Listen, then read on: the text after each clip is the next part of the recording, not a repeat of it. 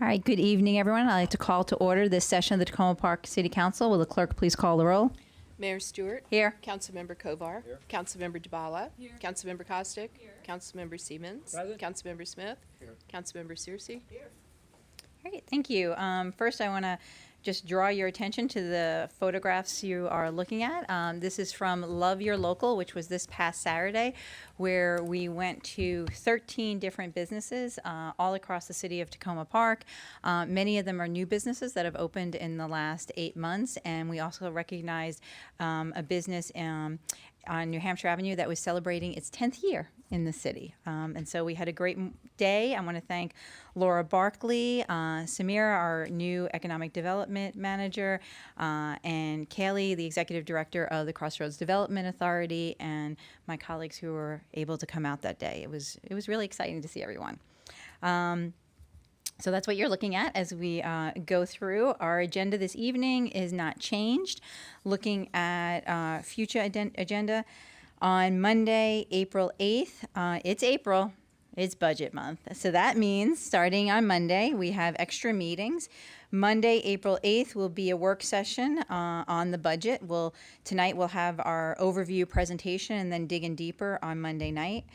Before our regular work session at 7:30, from 6 to 7:15, people can come and do an informal drop-in in our budget house. That will be in the open house. That will be in the hydrangea room. So if you have questions, just want to dig in deeper on the budget and talk to staff, please come between 6 and 7:15 on Monday night, and then to come watch the work session, come in here at 7:30. And then on Wednesday, April 10th, that will be our regular city council meeting here starting at 7:30. We'll start with a public hearing on the proposed budget. Then we'll have a report from the folks who did What's My Bias training. We'll have a voting session that evening. We'll have the first reading ordinance approving the land exchange for the Takoma Park Recreation Center, a single reading ordinance authorizing execution of a contract for stormwater outfall evaluation and testing, a single reading ordinance authorizing execution of a contract for updating the Sustainable Energy Action Plan and greenhouse gas inventory, and a single reading ordinance authorizing execution of a contract for the auditorium digital video upgrade and new touch panel control system. Our work session that night will be a discussion of appointments. And then on Monday, April 15th, we'll have another budget work session. This time we will be at the Rec Center on New Hampshire Avenue. We will have another open house drop-in from 6 to 7:15, and then we'll start our work session at 7:30. So remember, on April 15th, we're at the New Hampshire Avenue Rec Center for our meeting. And then on Wednesday, April 17th, we're back here starting at 7:30. Our voting session will be the second reading ordinance approving land exchange for Takoma Park Rec Center, a resolution providing for appointments to committee, and a work session that's a legislative wrap-up with our legislative advocate from Annapolis.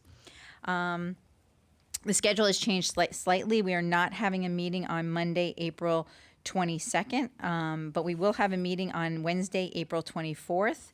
We'll so far scheduled our public hearings on the constant yield tax rate and the FY 2020 budget.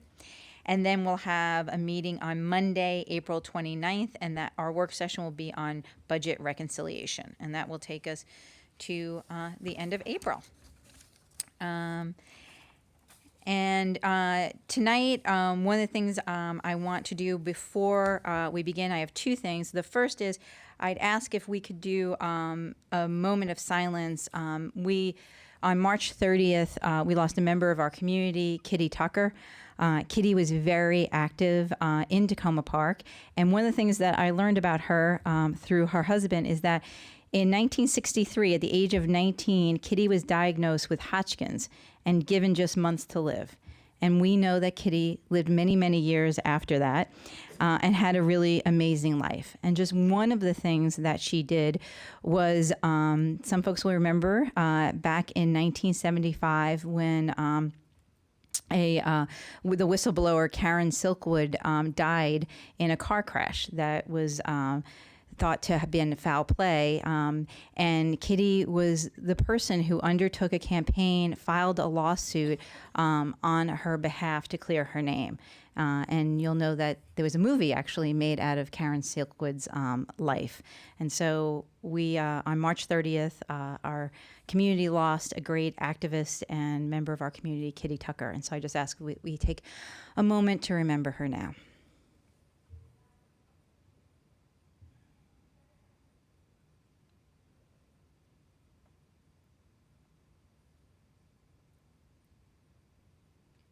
All right, thank you very much. The next thing, we have some guests this evening. We have guests from Montgomery College. There are scholarship recipients for this year. We have 5 students with us this evening, and I'm going to ask them to stand up and actually come and take a picture with us, and so you can get a round of applause from everyone. So the 5 students will come here.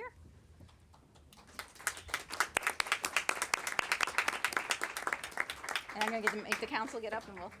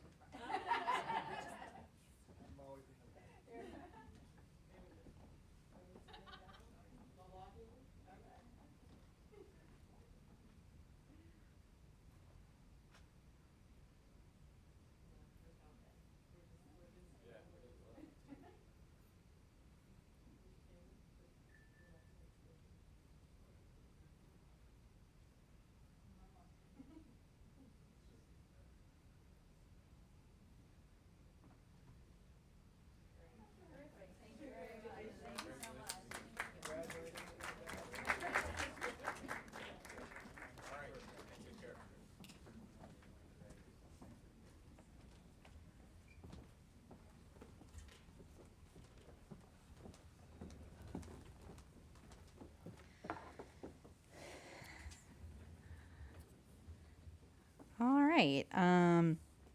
Now we will turn to the presentation of the evening, which is our city manager's proposed FY 2020 budget.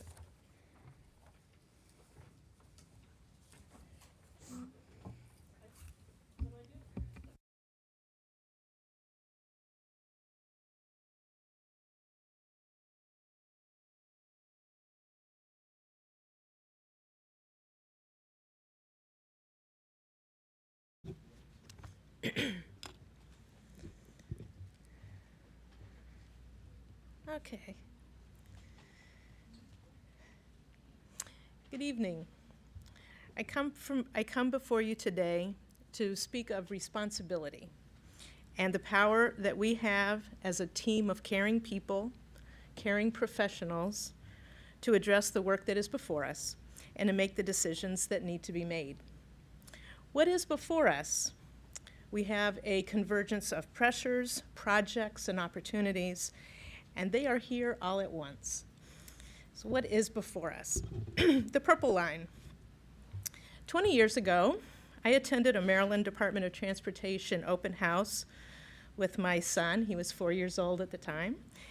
And it was clear that there would be a light rail line coming past Takoma Park with positive and negative impacts someday. And today the construction is underway. Washington Adventist Hospital. 12 years ago, it was announced that the hospital would be moving to another location, taking away the city's largest employer and health facility. And the acute care patients are moving to a new hospital in White Oak this summer. Flower Avenue, Green Street. 10 years ago, Public Works Director Darrell Braithwaite, after learning of the Green Street concept and tired of dealing with the lack of attention to Flower Avenue by the state of Maryland and Montgomery County, said, Flower Avenue should be a green street. And construction is starting this month, in fact, April 29th. Library expansion and renovation. 5 years ago, a study of what a 21st century library should be was done Plans were begun to renovate the Takoma Park Library so that it would remain a community living room with books and wonderful programs, and detailed design work is now underway. What else is happening? Jurisdictions on every side of Takoma Park are redeveloping, and new businesses are moving into Takoma Park, into some commercial spaces that weren't as vibrant before. And we saw the wonderful pictures a moment ago. Many new families are moving into homes that hadn't had children in them for years, and schools in the Takoma Park area are bursting at the seams. I have known for many years that one day we would be at this place. I just didn't know it would be this year, and I didn't know we would have such a limited pool of resources with which to address these pressures. Despite our best efforts, tax duplication remains a major issue. And this year, as I will discuss, there is the surprise in the large number of properties in Takoma Park that lost value in the most recent state property assessment. While the cost of providing city services is increasing, the citywide net assessment value only increased 0.6% for FY20. If the city's tax rate were to stay the same, we would only gain about $75,500 extra, the equivalent of installing 600 linear feet of new sidewalk, or a block of sidewalk. We also have challenges in increased risk from climate change due to longer duration snow or rainstorms. And there are always surprises. For example, possible changes in federal law regarding cell towers or sanctuary cities. We can address these challenges, though. We have the talented staff, we have the commitment to serve, and we have the excitement of creation, of possibility, of collaborative improvement. However, we cannot address all of these challenges with a budget that does not increase. So back to where I began this presentation, I come to you today to speak of responsibility and the power that we have as a team to make the decisions that need to be made. And now I'm going to present the proposed budget. I'd like to go over the budget overview for tonight. We have a budget schedule, another overview of the budget breakdown, how they apply to council priorities, some information on status quo budget figures, and next steps. And as the mayor went through the schedule, we have tonight's presentation, the budget open house and work session on the 8th, next Monday, a standard budget public hearing for the public here. On April 15th, we'll have a budget open house at the Rec Center, and the work session will be on options for service and program reductions. So this will be an opportunity to hear those things that can be cut and what the costs and implications of those would be and what that would mean for the tax rate. By having those discussions on the 15th, the public who may want to support or not support some of those reductions can attend the budget and constant yield tax rate public hearings on April 24th, which I think would be very helpful for the council before your discussion on April 29th, which is budget reconciliation. Budget reconciliation, for those who are not familiar with the budgeting process, is really the vote on the budget. It is the time when the council will make its decisions about the final numbers, and then we have to put them in the budget formatting, which actually takes a bit of work to prepare the ordinances with all the right numbers for first reading on May 8th and second reading on May 15th. One of the things that we try to do every year is improve the budget process and the budget document process.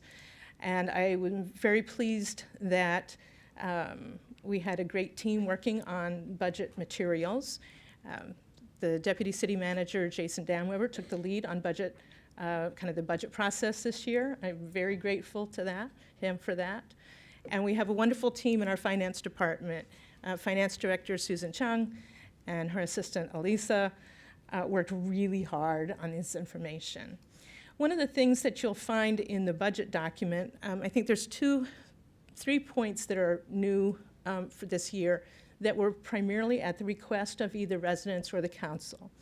The first is in the front of the budget document, several pages that summarize for each division of each department in one group of about 6 or 7 pages, the budget requests and broken it down between operating and personnel. Another thing that was added was the information within the narrative descriptions, parsing out those programs, things that were identified in miscellaneous that sometimes were really big ticket items like diesel fuel, that kind of thing, or, you know, as opposed to just, you know, refreshments for any reception like tonight or something like that. We also broke out several different sections. The sustainability budget, we divided into a new division in Public Works, so that's more easily focused on. Economic development, from the decision to have an economic development manager, and arts and humanities. Arts and humanities had been pretty much buried in the non-departmental grants, administration of HCD sections, so it wasn't put in one central place, and so it's been put in one central place. And then one of the things that we did was we made a 2-page presentation of the capital improvement program, so you could see what the past history on different topics, the spending was, compared to the current proposed FY20 budget, and then where we want to go in the future. So it's a much larger section, but it provides, I think, some of the background that particularly Councilmember Kostick had requested in past years. The other thing that we will do, for those who wish it, we have the budget worksheet in Excel format, which is, I think, 109 pages of detailed documentation that if somebody wants to go through and see the nitty-gritty that we put into the budget, we have that available for your review. And because we did great work last year, we did receive the Distinguished Budget Presentation Award this year for our FY19 budget. And again, it was from the hard work of our staff. It is really hard to get this award, especially the first time you apply for it, because you have to meet many criteria. So I was very pleased that we received it. Yes.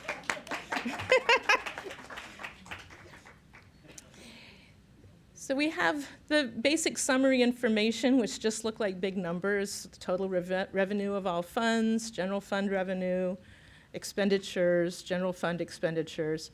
Let me just note as we go through, the general fund comprises most of what we spend in the city, and so that's where we focus a lot of the attention of the budget. We have also several other funds: special revenue funds, stormwater fund, and speed camera fund. For most of the discussion tonight, we'll be looking at the general fund, but we will touch on these others. One of the things that we base our tax rate on, though, is the general fund.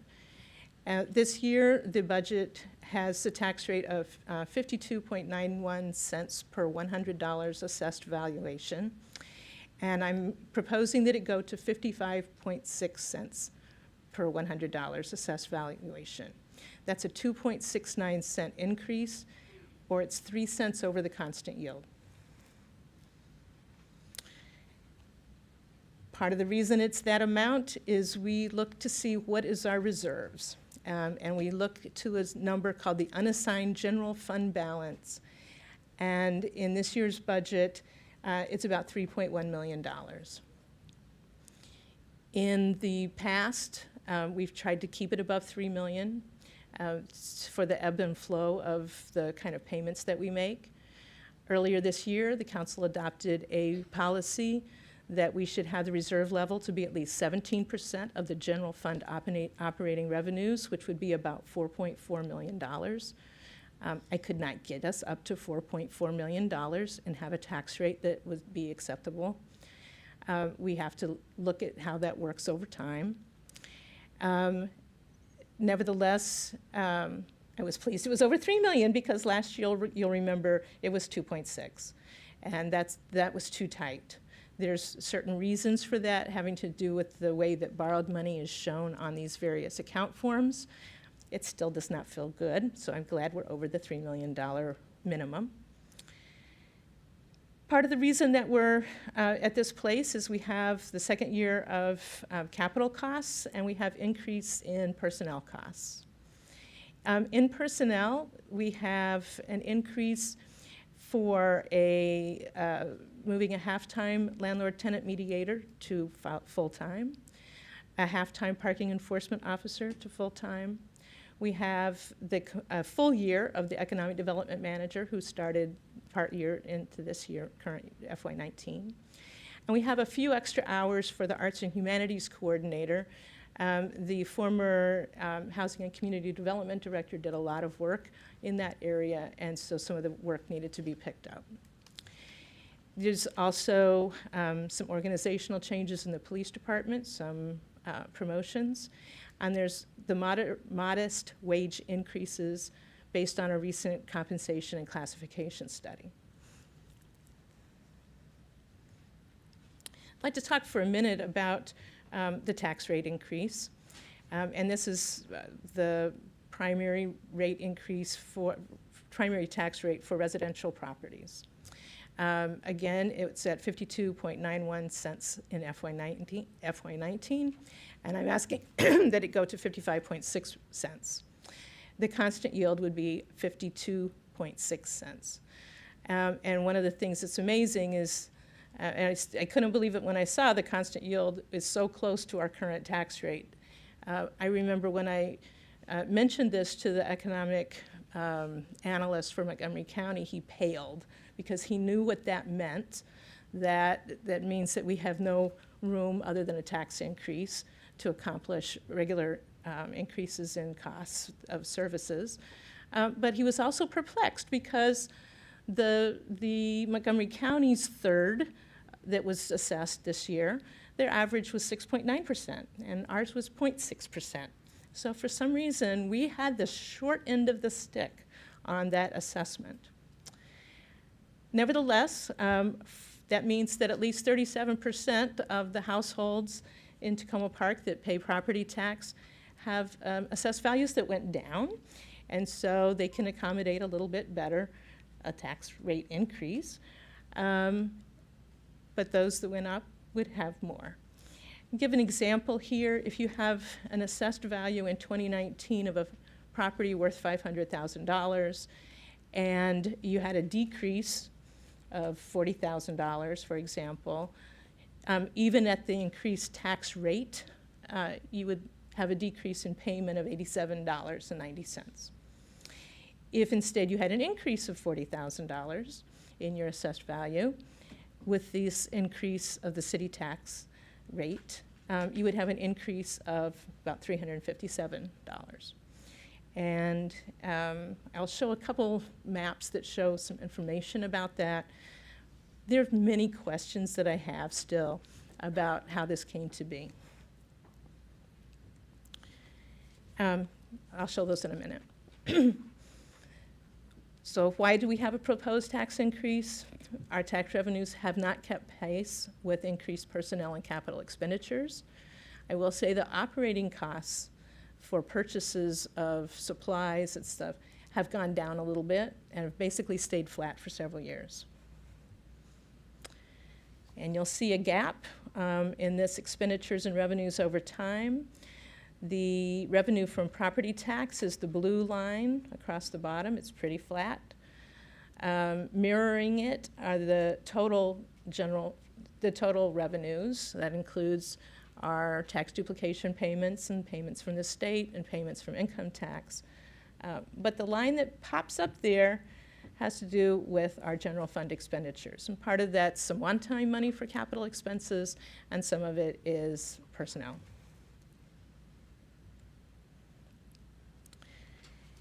For the capital projects, we have these big capital projects ahead of us. We just finished Ethan Allen Gateway project. Flower Avenue Green Street project starts in a couple weeks in terms of construction. We've been working on it for years. And we have expansion and renovation of the library. I will note that the amount of general fund money that's going into this into these projects is relatively small because we're either using borrowed money or we're using grant funds for these projects. Nevertheless, the amount that does come out of our general fund that's not covered by those bumps up the amounts a little bit.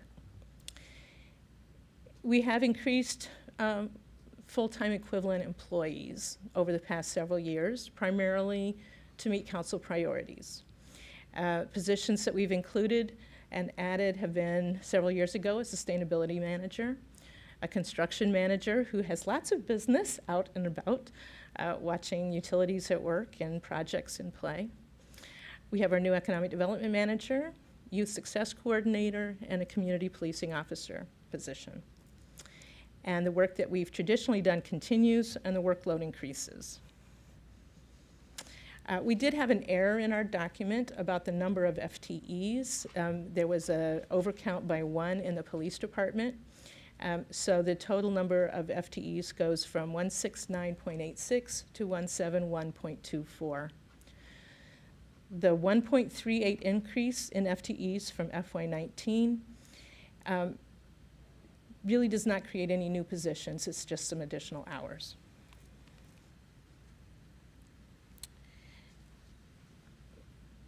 Obviously, we have a reserve. We have many reserves, but our primary reserve and reserve policy is to ensure that we have about 3 months of city operation funds we have enough money to fund 3 months of city operations. And this is, as the council approved, consistent with government finance best practice.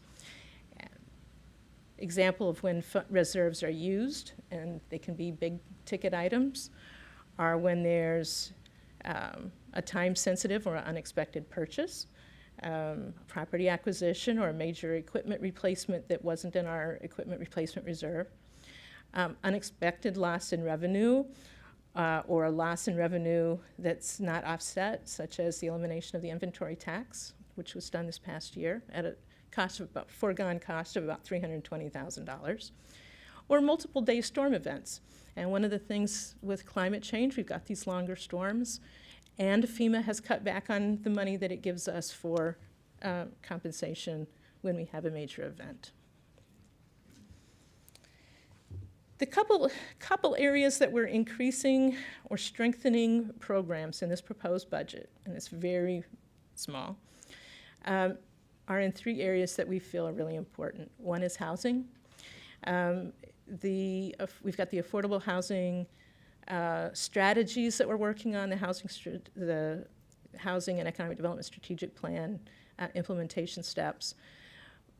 We have a lot of work for landlord-tenant services. A number of you may have interacted with some of our staff on landlord-tenant services, and it's just increasing and increasing. And, you know, there's not a day that goes by that there's not some surprise about what happens, a family that's, you know, the baby's got high incidence of lead and we need to find another location and there's an issue with something or whatever. And it's real-time work by staff that gets involved in that. Economic development. We have our new economic development, and she's been terrific. She's been out there. The kinds of things that we need to accomplish this year are very important to our economic viability as a city, and she's really helping us get there. So we're giving her an intern as part of this discussion and a few services. And the strengthening of our community policing work, which has gone a long ways. The major challenges and opportunities that we have, obviously fiscal sustainability. We want to do the right thing so that we stay and are respected as a fiscally responsible city. We have a lot of interest in ensuring that we have affordable housing in Takoma Park, that New Hampshire Avenue has economic development measures that move along, that we know what to do and how to help and how to facilitate a good answer for the Washington Adventist Hospital site. That we move on the Takoma Park Rec Center, which Coming up, there will be some of the votes to actually do the land swap so that the property would become ours on July 1. Takoma Junction intersection improvements and site development requires a lot of staff time.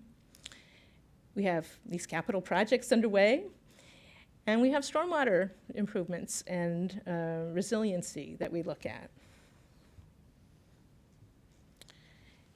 So back to the property valuations. I was really shocked that 37% of the properties decreased in assessed value. And what happens from a tax perspective is that if a property decreases, they pay less tax. If a property increases, the amount of increase is divided by 3, and then still can only go at the most up by 10% in any 1 year. So it's slow to get the new money, but the old money goes quick. One of the things that was fascinating that as I look through the data on the house for single-family homes, this doesn't include condos, but single-family home properties, the less expensive homes lost value.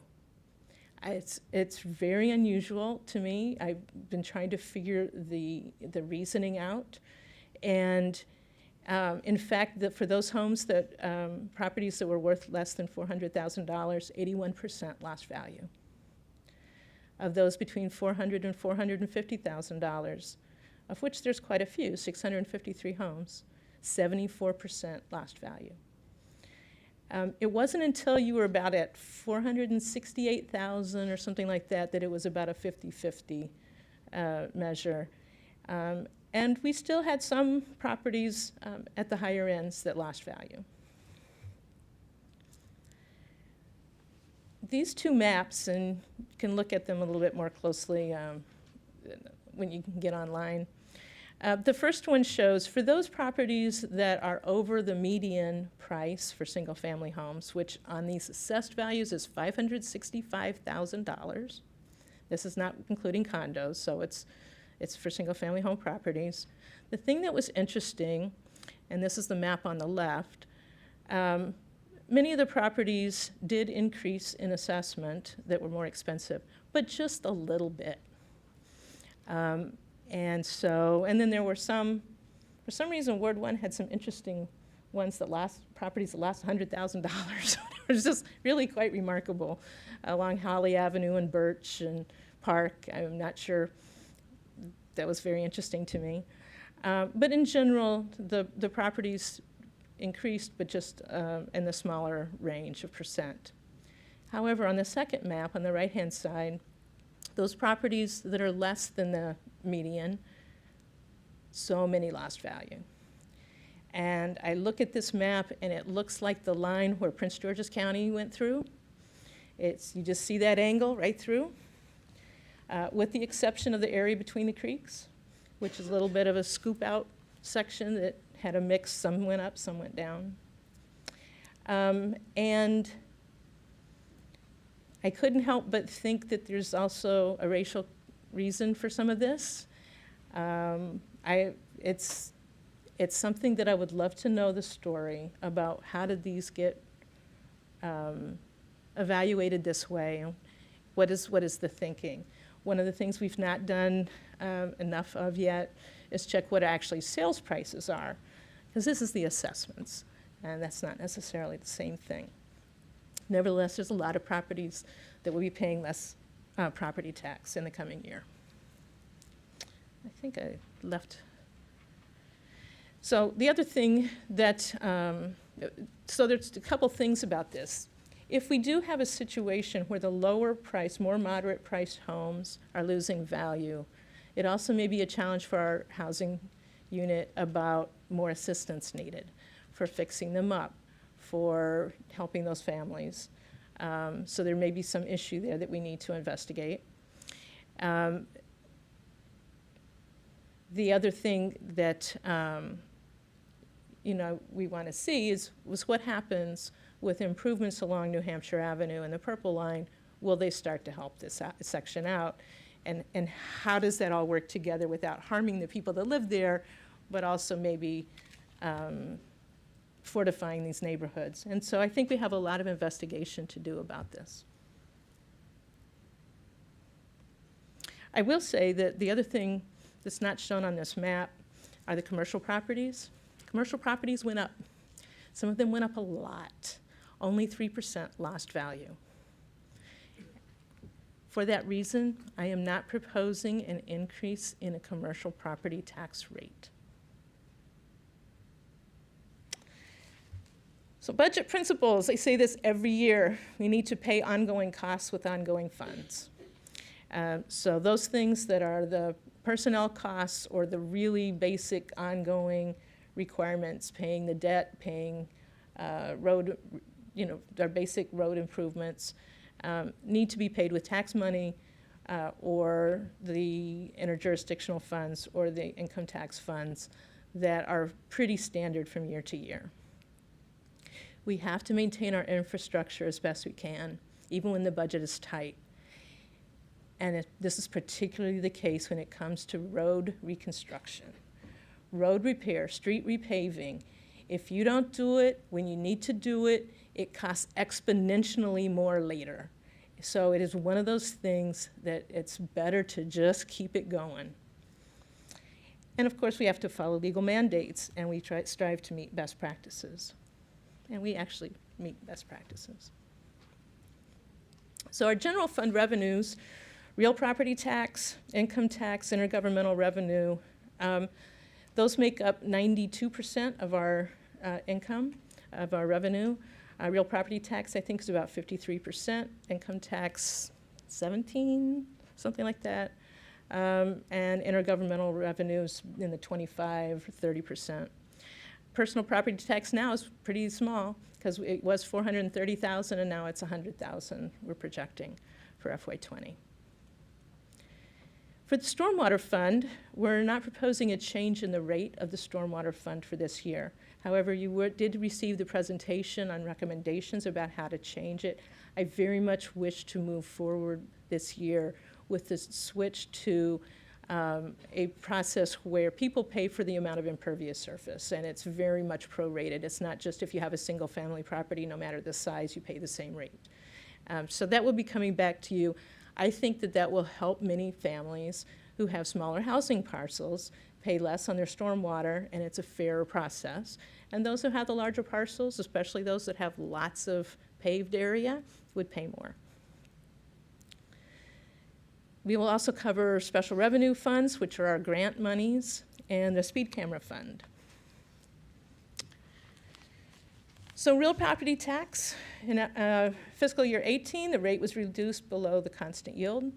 FY19, the rate was reduced from 53.48 to 52.91.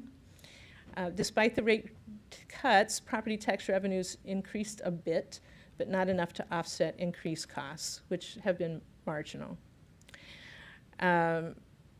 Intergovernmental revenue, which includes tax duplication, highway user revenue, state police aid, cable operating revenue. Tax duplication continues to be frozen. We understand that there will be another discussion. Highway user revenue was up slightly over FY19, but only slightly. Fortunately, it's now not a one-time grant every year, so that was a big step forward. Police protection from the state was slightly down. The county code police rebate is slightly up. People get confused when we talk about the police rebate. There are two. One is this, the county code police rebate, which is a leftover really from when we were a bi-county city, and it computes a police rebate in the county code that is separate from the tax duplication payments that are made. And it goes up each year kind of based on the assessed value. So it's up to about $1 million this year. And we get cable franchise and cable operating revenues, but they're declining some because people are going off of cable. Our personal property tax, as I mentioned, is down by approximately $320,000 from FY19 due to the elimination of the inventory tax. And it is a problematic tax.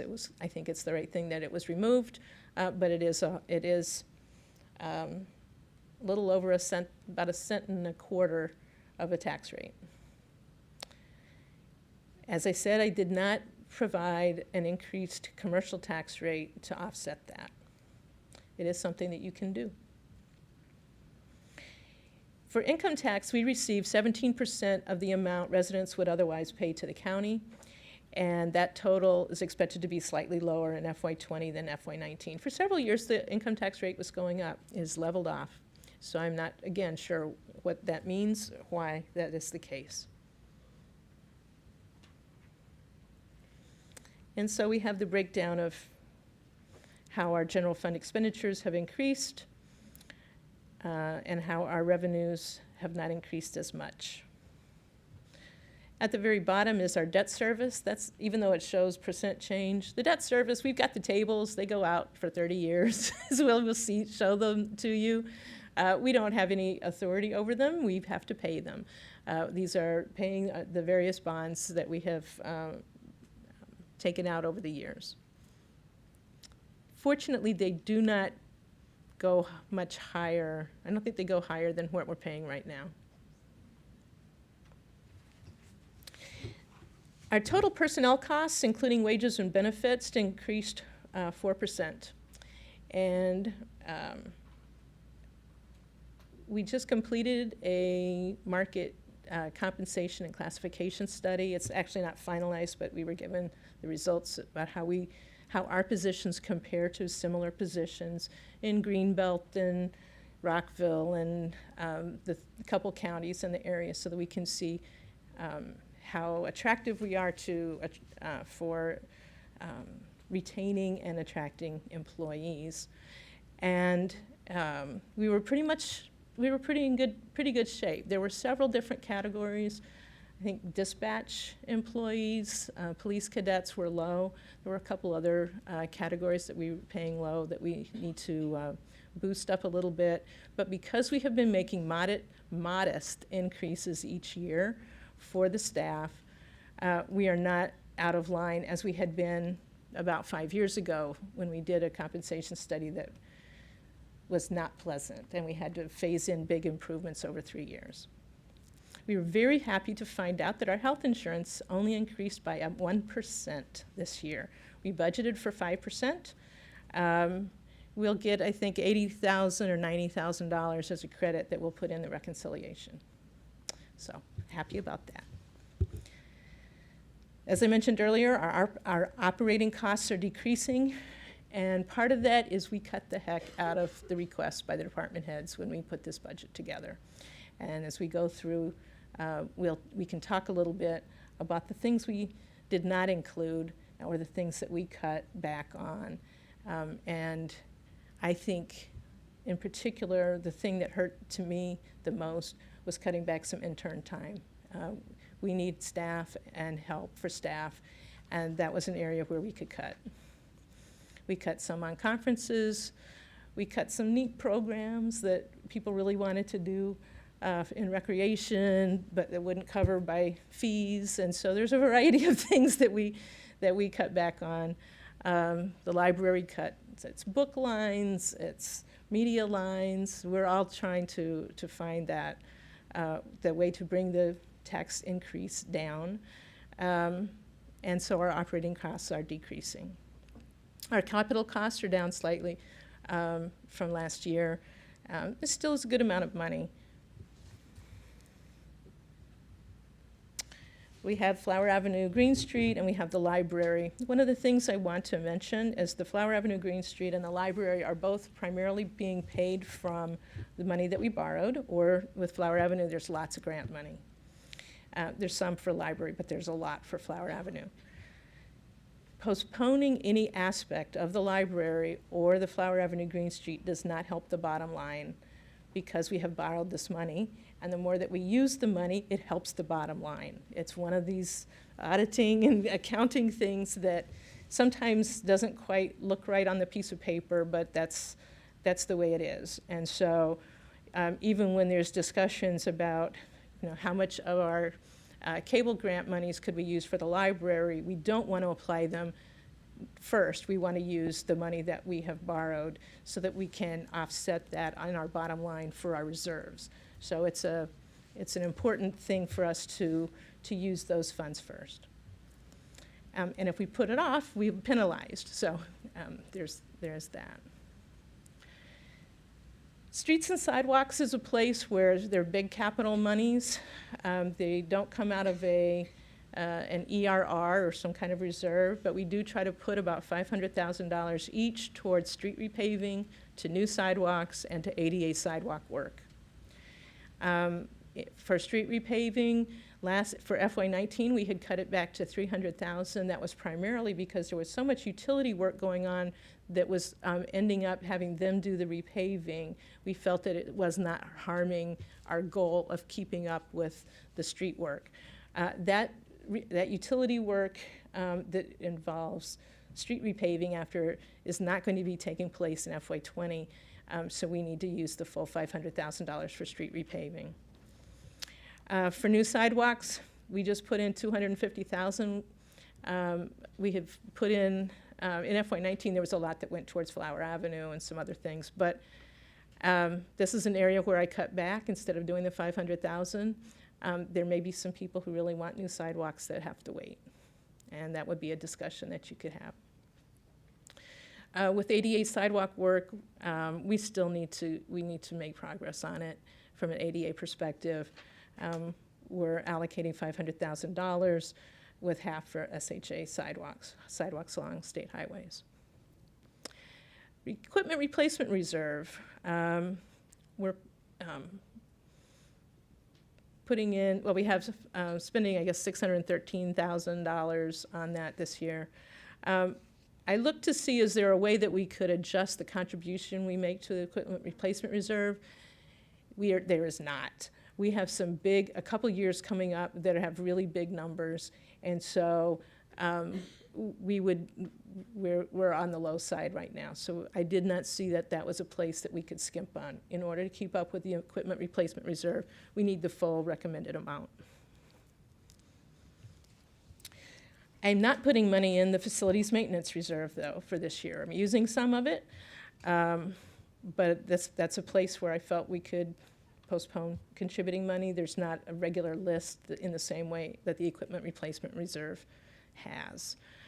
We've got some projects that are to be paid for from the facilities maintenance reserve, some overhead garage doors at Public Works, some HVAC work in the community center, and there's some third floor renovations that in this building that I think go a long way to meeting some needs both for the public and for staff, including providing the lactation room that we thought we were going to have in already, but it makes sense to put it in with this. But it also makes sense to put this in as we're dealing with the filling in of the atrium floor for the police department. So there's some combinations there that I think will help. You know, right now, if you go up to the third floor and you're a member of the public, it feels desolate and uncomfortable. And so trying to make sure that that's something that is more welcoming and directs people to the right place is important. Some of the area, not out of money out of the facilities maintenance reserve, can come from the cable funds because it affects the cable office. The stormwater fund and fee remains the same. We've got $230,000 budgeted for capital projects, Grant and Holly Avenue bioretention, Manor Circle and Carroll Avenue inlet and piping. We have a neat project at Parkview Towers, the bioretention there at Lincoln and Hancock. And then the most important thing is the Takoma Branch Stream Restoration Project, which is expensive. I think it's $110,000 or something like that. Special revenue funds, just about $3 million in non-city funds are budgeted for the Flower Avenue Green Street project in FY20. Just really remarkable. And lots of kudos to the folks who got those grants. Appreciate it very much, and it's going to be a wonderful project. We also got $190,000 in non-city funds budgeted for New Hampshire Avenue bikeway design. We do have funds from the cable city TV franchise agreements, And those are things that can be associated for capital projects, equipment and staff that are associated with city TV. And I think we can have a fairly broad use of those for areas where we can do some of the broadcasting of programs that we like to do. Speed camera funds, revenues are down slightly. They seem to be every year down just a little bit. Not a lot, but just a little bit, because people are paying attention and are not driving too fast, which is good. The most important reason for the speed cameras are to minimize accidents, and they have done that. The fund pays for 2 police officers and a photo enforcement analyst, all related to speed camera or traffic services. The excess funds after those 3 positions can only be spent on police or other public safety items. And we have a small number of public safety items: the mobile camera trailer, field radio equipment, and some mobile computers.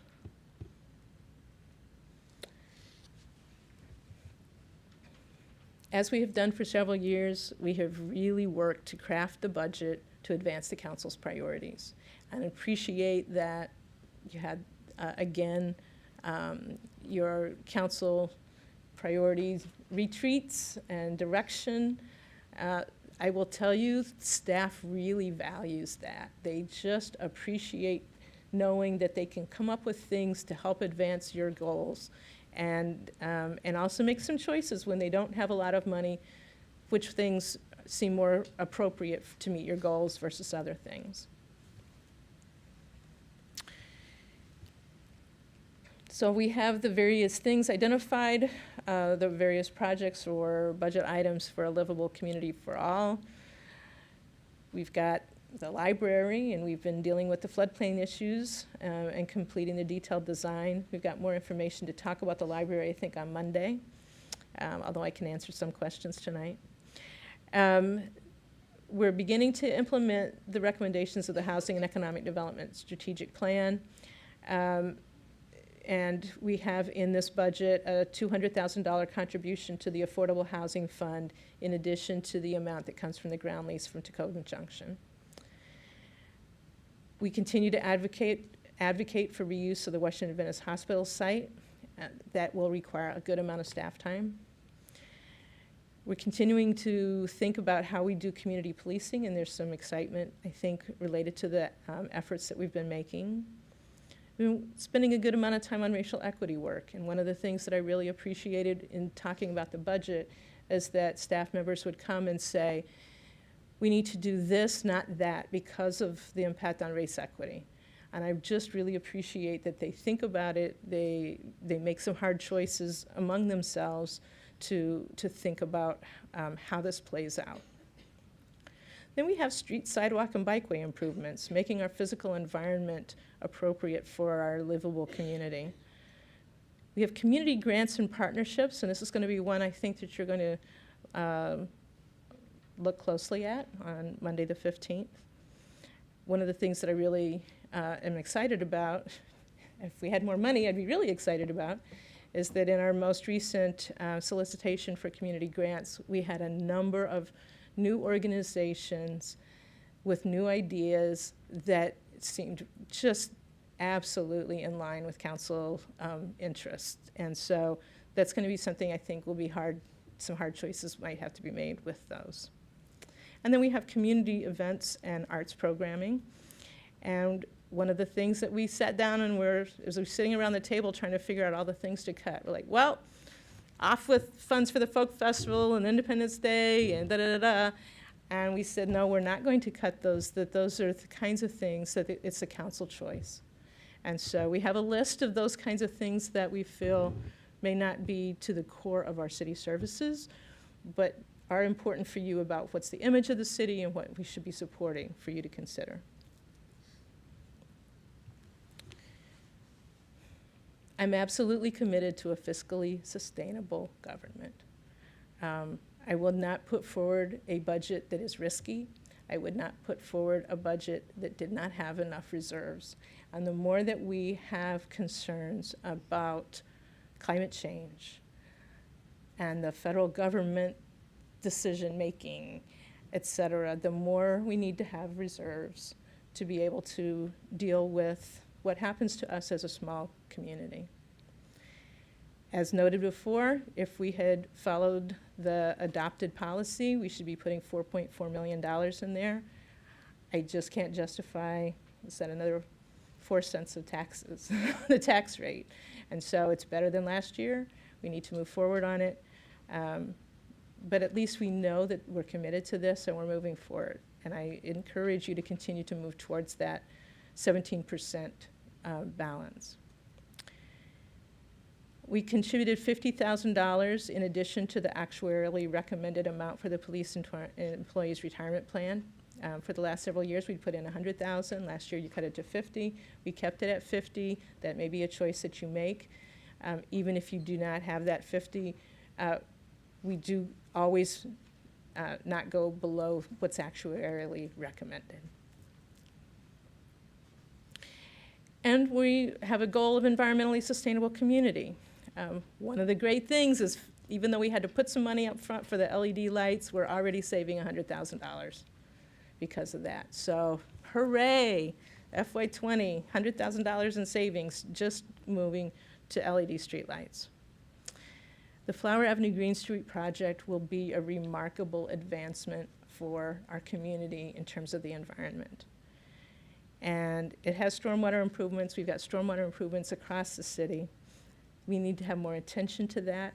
I did not put in special funds for that. That's something that I would have liked to do, but I did not.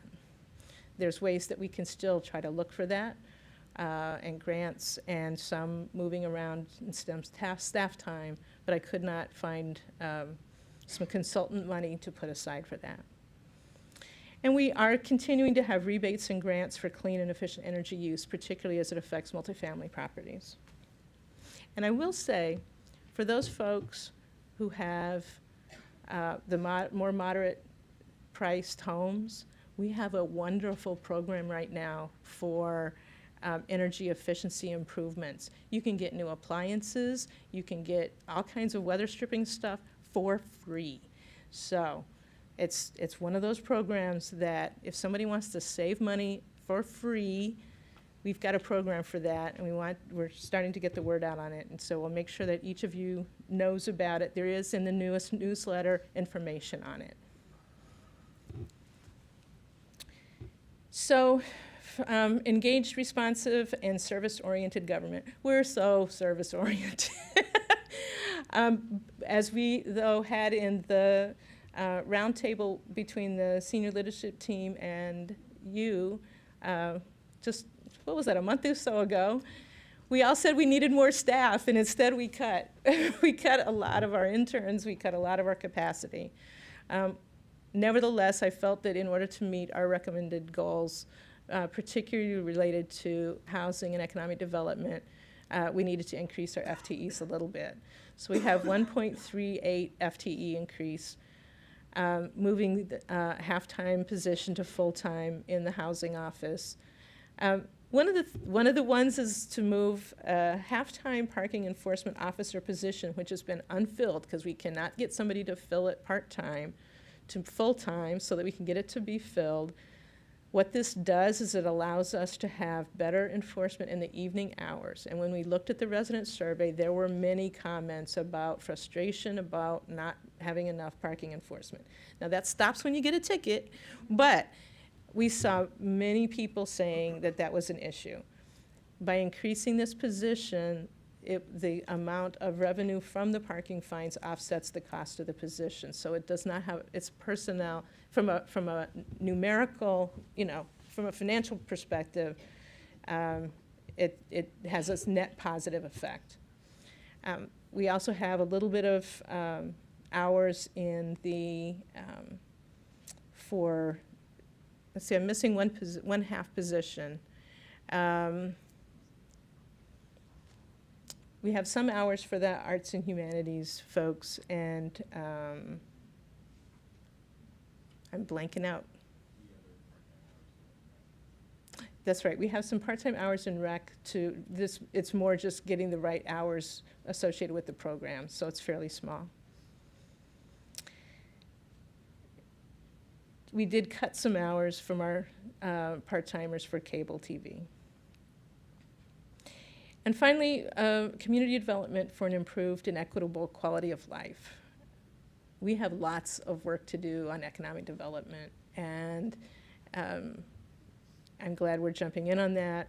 We have no time to lose. The pressures are strong. One of the things that's interesting is that after years of not being able to get people to return a call, we now have people calling us wanting to talk about economic development, or what about their business, or they've got a consultancy they want to promote. And we're starting to get questionable folks as well as good folks. So I appreciate that there's some interest, but it needs to be right for Takoma Park. And so it takes some shepherding. We need to capitalize on the opportunity zone designation.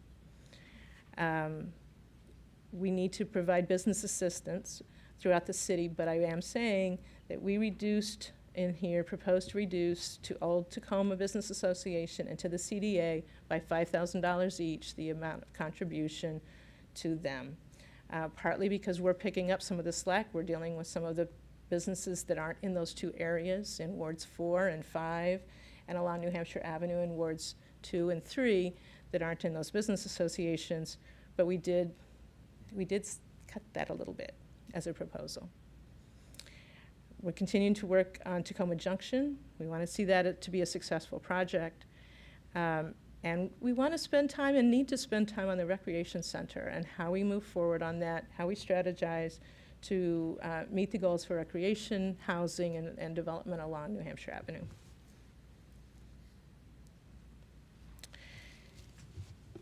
We've put aside $60,000 from in the community grants program. 2 years ago it was $80,000. Last year it was cut to $40,000. Like I said, there's some great programs, so we split the difference and put in $60,000. The community partnership program, which has less discretion because it's contracts, we have $110,000 in. Farmers market, food pantry, lunch and learn, community play events, teen mentoring program. We have our emergency assistance services, which we need. We have emergency tree removal grants. We don't usually spend a full $25,000, but we want to make sure that people have those funds available. We spend a lot of money on community events. Independence Day, $25,000 for the event, plus about $17,000 in overtime for police and public works staff. Not quite as high in overtime for the folk festivals, Celebrate Takoma, and other festivals. Celebrate Takoma may be one that we shouldn't continue with. I think there's a variety of these that we may decide that city support could be reduced or cut. And thinking about that approach is something that I think needs to be done. We mostly like doing it, but is it the right thing? Commemoration Commission asked for $12,000. That is in here. That's a decision for the council. And one that I don't want to mess with is our tax rebate program, which is for our lower income property owners of $152,000, where we match the state and county programs. We may have some other programs in there, but I think keeping it in the range of $152,000 is approximately correct.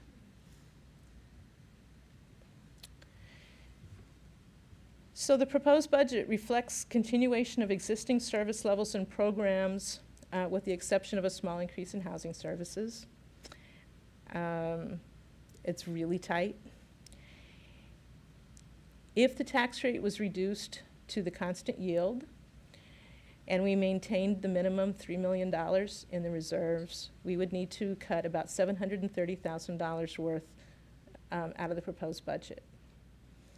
And because we have such thin programs, that means staff, and we would work with you carefully about how to do that. That would be the discussion that we would have on April 15th. Tax day. We didn't plan that. But $730,000 is a lot, and there's a few things that we can suggest to you that doesn't get to critical programs, and then we start to get to critical programs.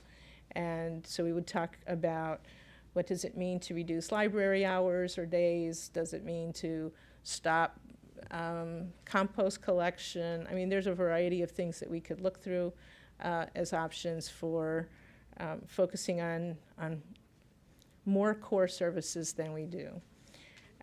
I will say that there's a few things that you've recently added to our plate.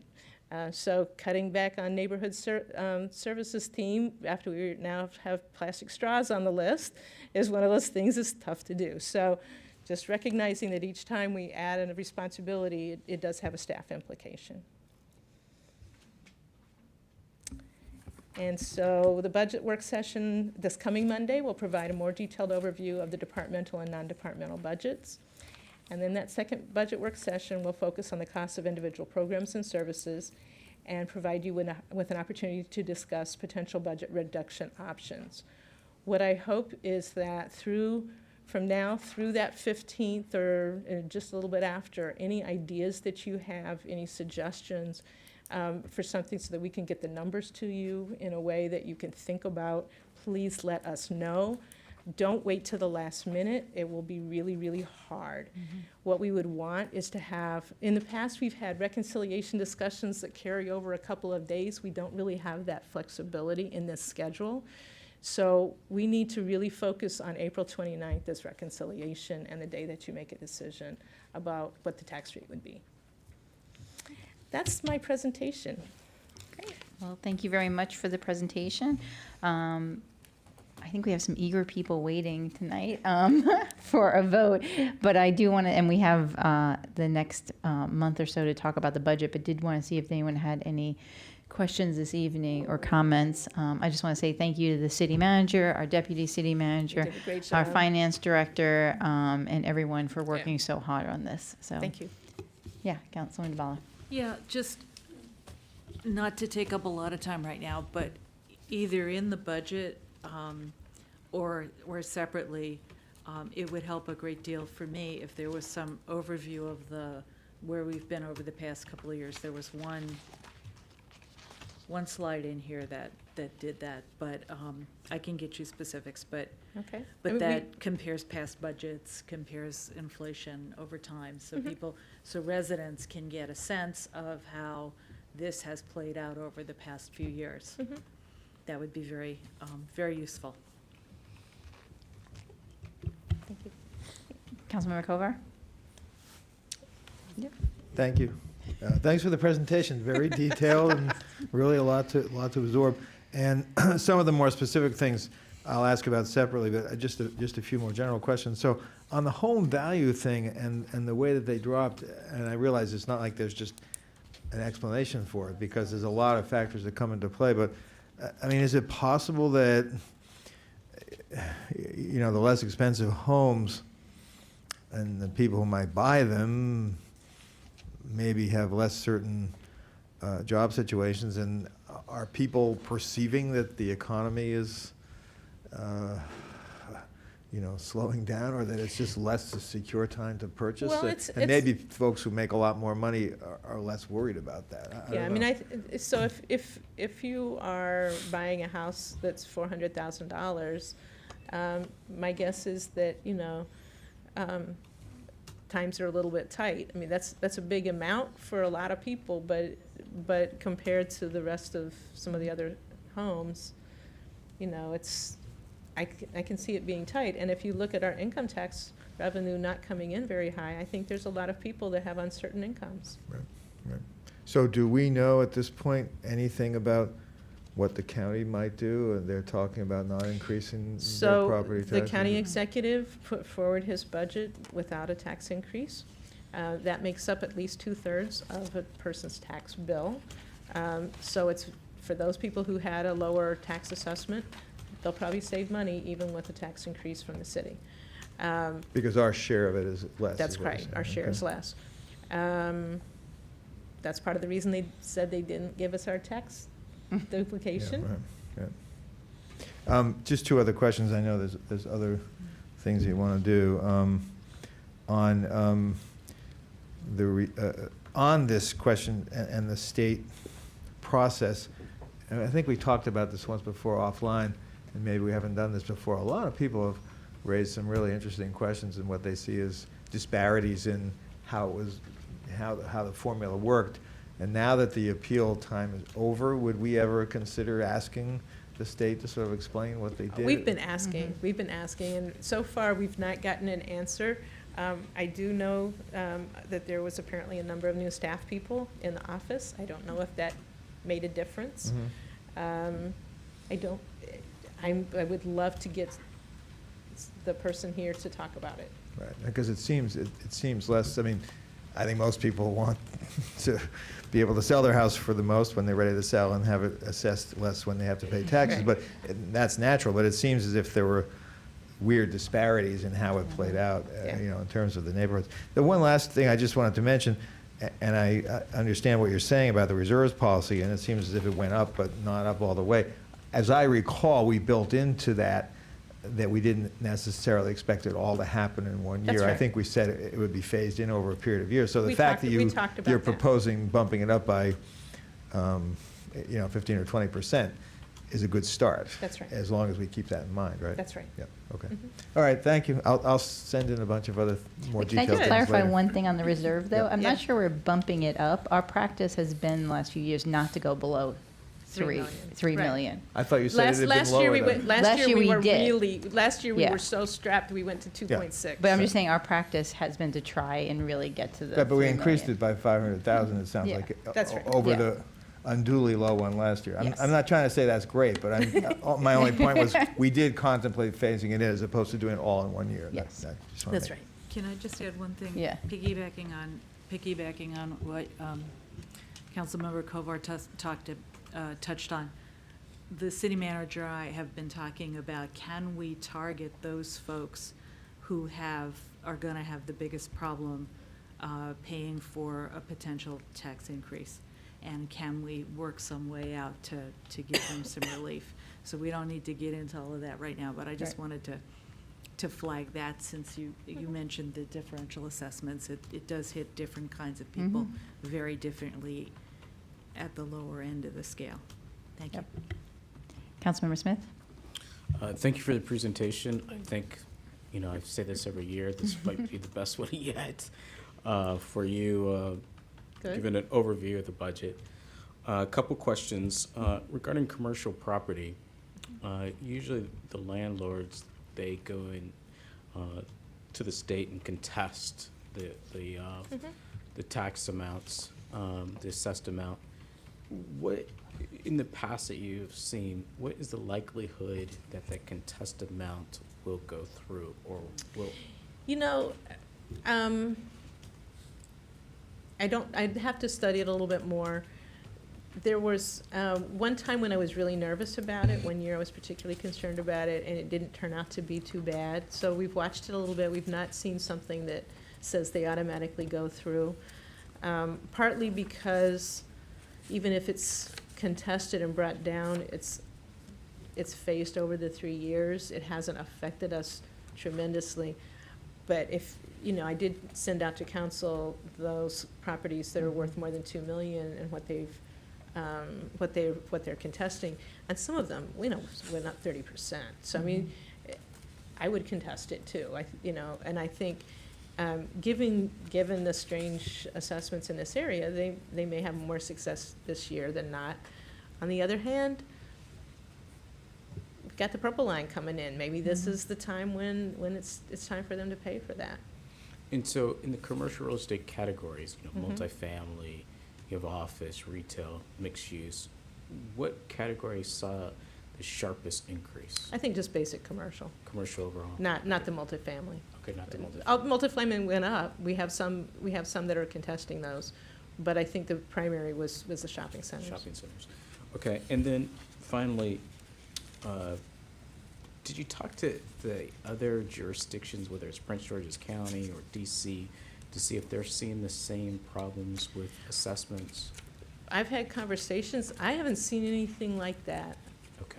And like I said, certainly Montgomery County's 1/3 of the county that was in this latest assessment was very different than ours. So I'm not sure if it's just this end of the county or what's going on. And that 1/3, did it include other municipalities, or was it just, It doesn't include them as a whole. okay, all right, okay, thank you. And I just want to add that a point the city manager usually brings up is that for Takoma Park, the entire city is assessed Is- every 3 years, where in a lot of other municipalities, Like Rockville split. it's split. Petersburg split. So for us, we're kind of hit with it every 3 years all at Yeah. once. As opposed to 1/3, 1/3. Right, right. Yeah, Yes. yeah. So we're kind of unique, because we like to be unique. I would rather be differently unique. Yeah. Councilman Costick? Thank you. Thank you for the presentation. And I also wanted to specifically thank you for the more detailed breakdowns and the spreadsheet. And I know you all have worked really hard on those things this year, and I really appreciate that.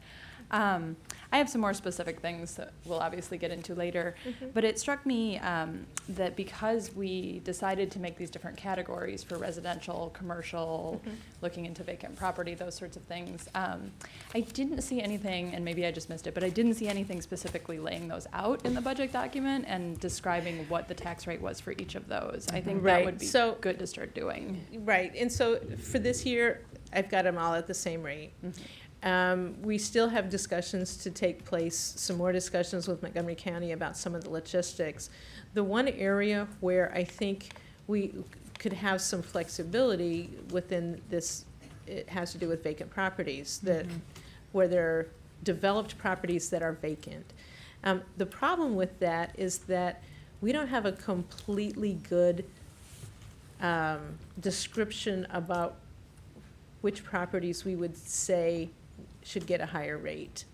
And, you know, should it be something that was vacant as of January a year ago and is still vacant? You know, how do we, getting the timing phrase so that we have to send over essentially a list to Montgomery County of these are the properties.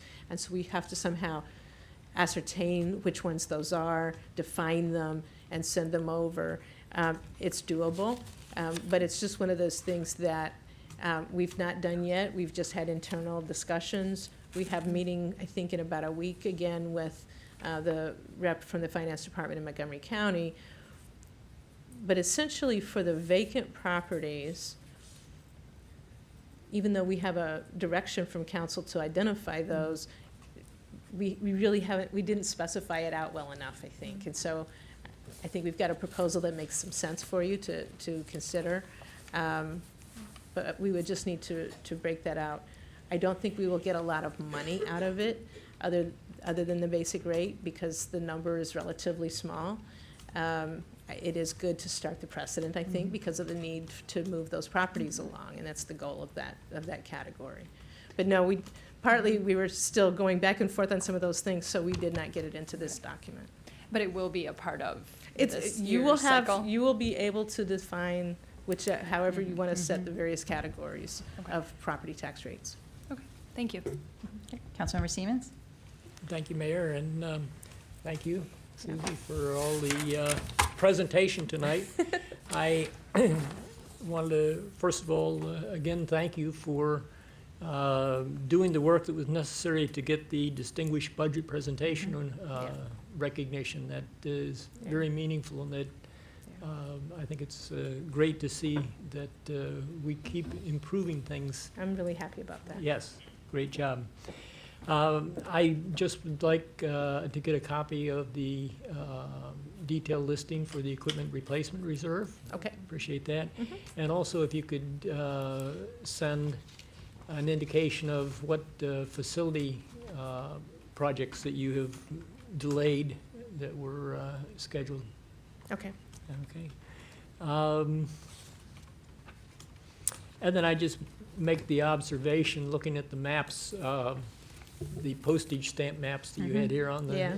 on the small screens that we have, that the decreases seem to be clustered around the New Hampshire Avenue corridor Yeah. and the purple line. Mhm. I'm not making any judgment on why No. that might be, but it seems curious. Well, and it goes all the way down New Hampshire Avenue. It goes all the way through Ward 3 to Eastern. I think it's worth really investigating. Yeah. Thank you. That's all. Right, Councilwoman Searcy?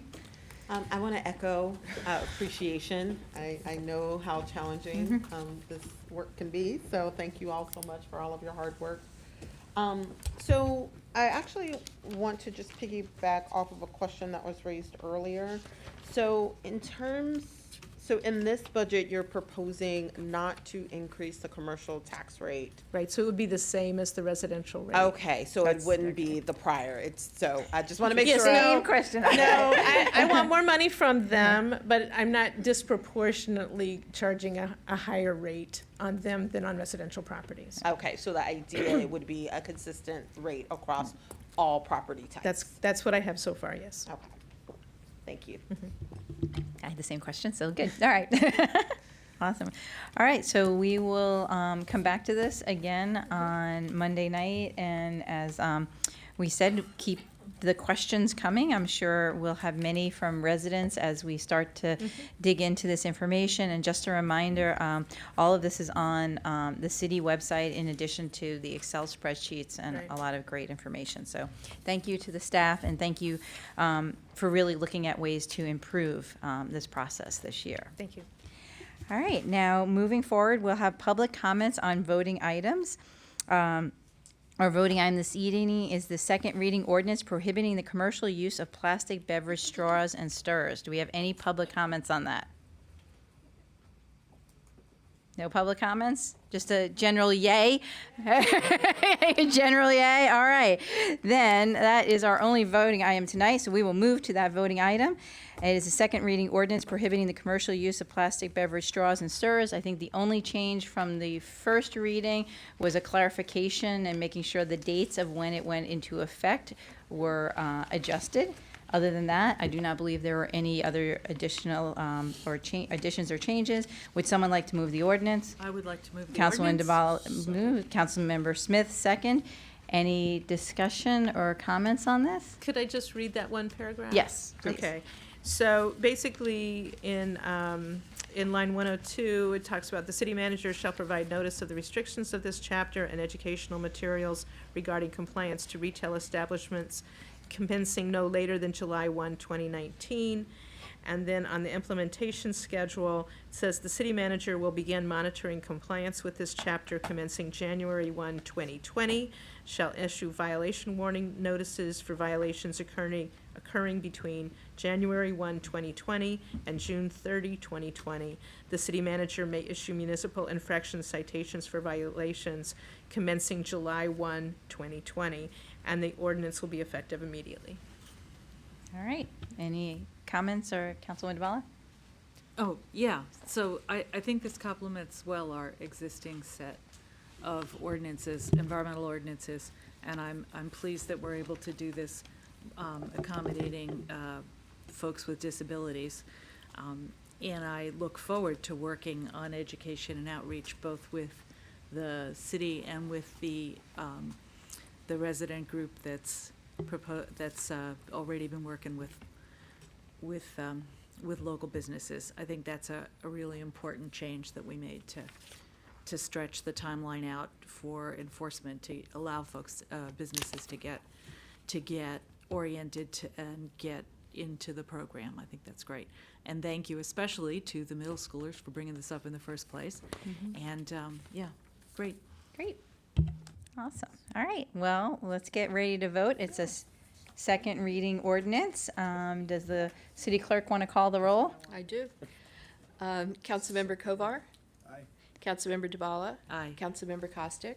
Councilmember Siemens. Aye. Councilmember Smith. Yes. Councilmember Searcy. Mayor Stewart. Yes. And it is passed, the second reading. Congratulations, everyone. And thank you very, very much. And I think we moved this pretty quickly. So I want to thank you all for your work, your determination, and your continued work on raising education on this issue. So you want to say something? Yeah, go right ahead. Yeah, let me turn it. Thank you for being able to listen to us and stuff like that. And I want to thank my friends and Lori, my dad, Elizabeth, and Helen for helping us make this job ban official.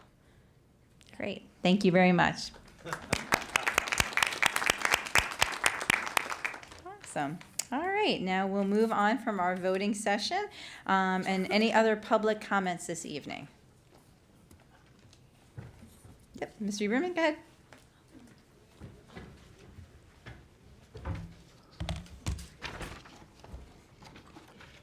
Good evening, Paul Hubner, Ward 3, Carroll Avenue. As we approach this year's budget, I ask that you consider doing something that most all of the residents are forced to do, balance expenses with income.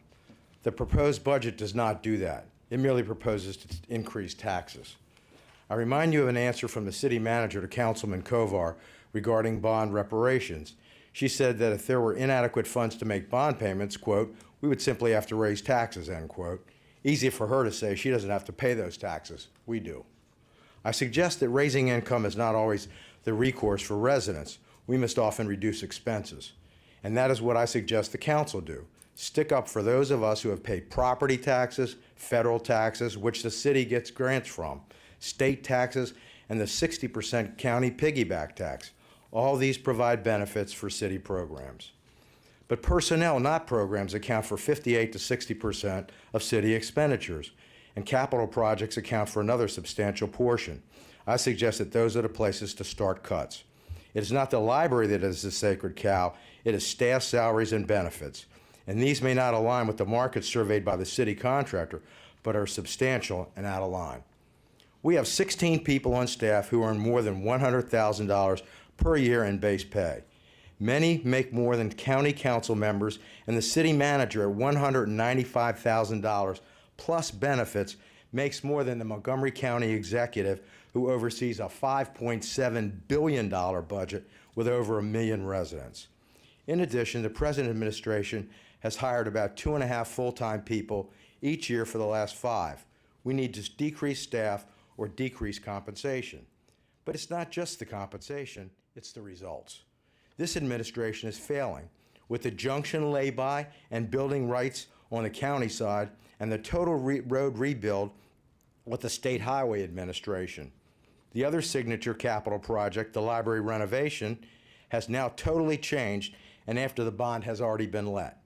At just the last council meeting, we were told that the solution is to tear down the library and build a brand new one on the same site.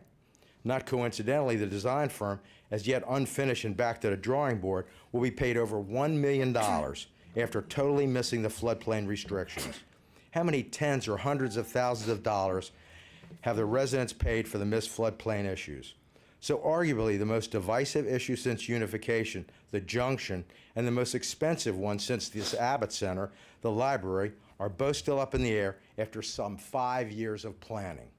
So in conclusion, if we need 10% more revenue, then a 10% decrease in department budgets should do just fine. Thank you. Thank you. Any other public comments this evening? Ms. Machui? Hi, everybody. Thanks for coming. Mary Jane Machui, Ward 2. Today, well, April is Autism Awareness Month. I'll just let you know, wear my little shirt here. My only child, a grown man, has autism. I'm just telling if there, 1 out of every 69 people born in the United States now are estimated to have a form of autism. And my son is the higher functioning one, but usually the higher functioning ones, either they're low functioning, they have no job, or they're very crummy job. My son is probably going to die before me. He's 33. He has high cholesterol. He's depressed. He has a job where he doesn't know 2 days ahead of time where he has to go to work or not. He has varying hours. He has to work holidays, weekends. It's horrible job. I don't see how he could survive. I mean, he's going to die before me. And that's the category we're in when you have special needs. If you're really low autism, you get no job, and a little higher, you get a crummy job that kills you early. Also, people, I'm not where our parents with special needs adults, we help people with also special needs, including severe psychiatric disabilities. I read somewhere that if you're considered have a mental illness, that you're 7 times chance of being sexually assaulted in the United States. Also, if you have Down syndrome, you have like almost a 90% chance of being born with a heart defect. People don't know this. There's a lot of other physical illnesses connected with autism and and Downs and all other ones. And also, a thing like from Norrell again is gentrification. When you were talking about the new families moving in our families, it's rich white young families moving in. The Black Americans are moving out. It's not the racial equity should be taken consideration, not for housing. You notice I've lived here for 33 years, and the apartments are getting more and more dark skinned, and the buildings that people are buying are more and more white skinned and wealthier people. And I'd like to see the mixture retained. I don't think it's going to happen. I'm a 60s type person, and I don't think it's ever going to come back again. But I still am a 60s person. I'm going to stay that way, hopefully. And thank you very much. Thank you, Ms. Machui. Any other public comments tonight?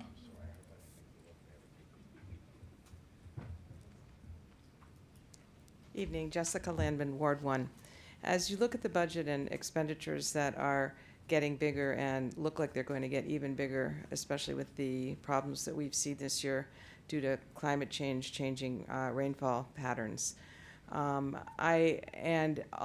basing this comment on experiences that we've had in the last year as we struggle with a couple of very complex and demanding complexity questions around stormwater management. Mm-hmm. I'd like to ask whether the city has considered whether it is practicable and to our advantage to retain delegated authority to manage the stormwater program as opposed to having Montgomery County retake responsibility for it.